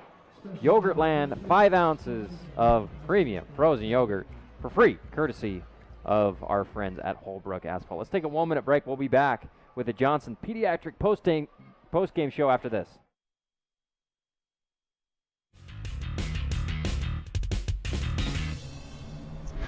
There is a place where looking out means looking in, where an impression lasting only a few seconds will be imprinted on a life forever, where courage is forged and innocence rediscovered, where remembering is rewarding and forgetting unforgettable.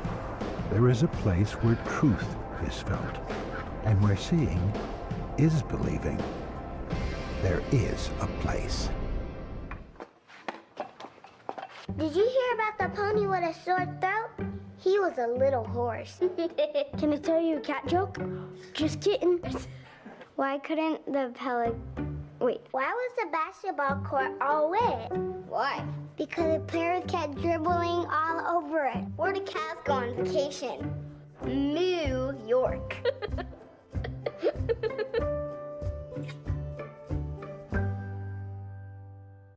Where do you find the titans of classical music in St. George?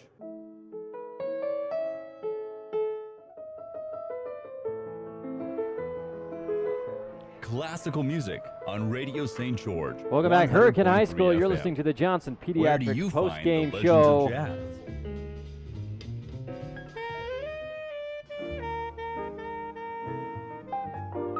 Evenings on Radio St. George 100.3 FM. Your final here at Hurricane High School: Desert Hills 52, Hurricane 0. And the spirit of this crowd has just blown me away. The student section is up singing the fight song with the players and the cheerleaders here, and the home faithful has been in great support of this Hurricane Tigers team. Put forth valiant effort, as they always do, but fall short. Desert Hills goes to 2-0 in region play, and Hurricane goes to 0-2. They will play Canyon View next week for their homecoming game right here at Hurricane High School. We got some awards to give out in your Johnson Pediatric postgame show. The Playmaker Play of the Game, the Dats Trucking Player of the Game, and the Jimmy John's Super Sub. While we think about that, Bernsey, we know that Dixie won 13-7 tonight on the road against Snow Canyon. Any update from Cedar Canyon View? Right now, it looks like it's gone final. Canyon View winning 27-14 in surprising fashion. Interesting game to start out. Hunter Talbot had a 22-yard run for a touchdown. Cedar answered. Drake Fakahua had a 2-yard run. They missed the extra point, though, making it 7-6. Then Colton Shumway, a 31-yard run. Braden Cavallari, 12-yard pass from Shumway for a touchdown. Drake Fakahua had another touchdown, but by then it was too late as Shumway had a 68-yard run to cap things off for the Canyon View Falcons. They win it. Amazing. I'm shocked. Good for the Falcons getting their first region win in a long, long time here in Region 9. Let's do let's do the Playmaker Play of the Game. The play of the game tonight got to go to one of the big ones for Desert Hills. Does one stand out among the rest for you, Rustin? I'm trying to think back to the big plays tonight. There were so many, and obviously we probably know who the playmaker, the player of the game brought to you by Dad's Trucking is. But does one play in particular stand out for you for Desert Hills? Well, I mean, the play that really sticks with me, what a catch. It was when the second team was in late in the game. Yeah. Bentley tosses one up to number 12, Kyra Golding, and somehow, some way, at least on the replay, it looked like he came down with that catch. It was pass interference either way. But incredible circus catch. He caught it. Yeah. I really don't know how he did, because Lambert ended up running into him before the ball even got there, bobbles it, goes between his legs, on his legs, somehow he flips it up to himself for the grab. So obviously not the stars of the night, but that play itself, unbelievable. I agree with you. As far as just an impressive, crazy play, it would be on a SportsCenter top 10. I would go with that one for the Playmaker Play of the Game, brought to you by Appliance Wholesalers Plus. See the boys at AWP, the #1 playmakers in the appliance business. GE and Samsung appliances across the freeway from the Bloomington Walmart. Save money at AWP. Player of the game, Dad's Trucking. It's got to be Logan Wilstead. Absolutely. I couldn't agree with you more. We said it earlier in the game. He came into tonight with 2 touchdowns, 2 interceptions. He leaves tonight with 8 touchdowns, 3 interceptions, a dominant performance from a young quarterback who's really just kind of coming into his own. I expect to see a lot more of this in the future. We've already seen Graff with his 7 touchdown performance, and tonight Wilstead with his 6 TD tosses. Absolutely. Super sub of the game brought to you by Jimmy John's, the official sandwich for people who hate to wait. Order Jimmy John's sandwich delivery today. Visit any of their 4 Southern Utah locations. We saw a lot of the JV kids, a lot of substitutions. Bernsey, in your opinion, who stood out the most?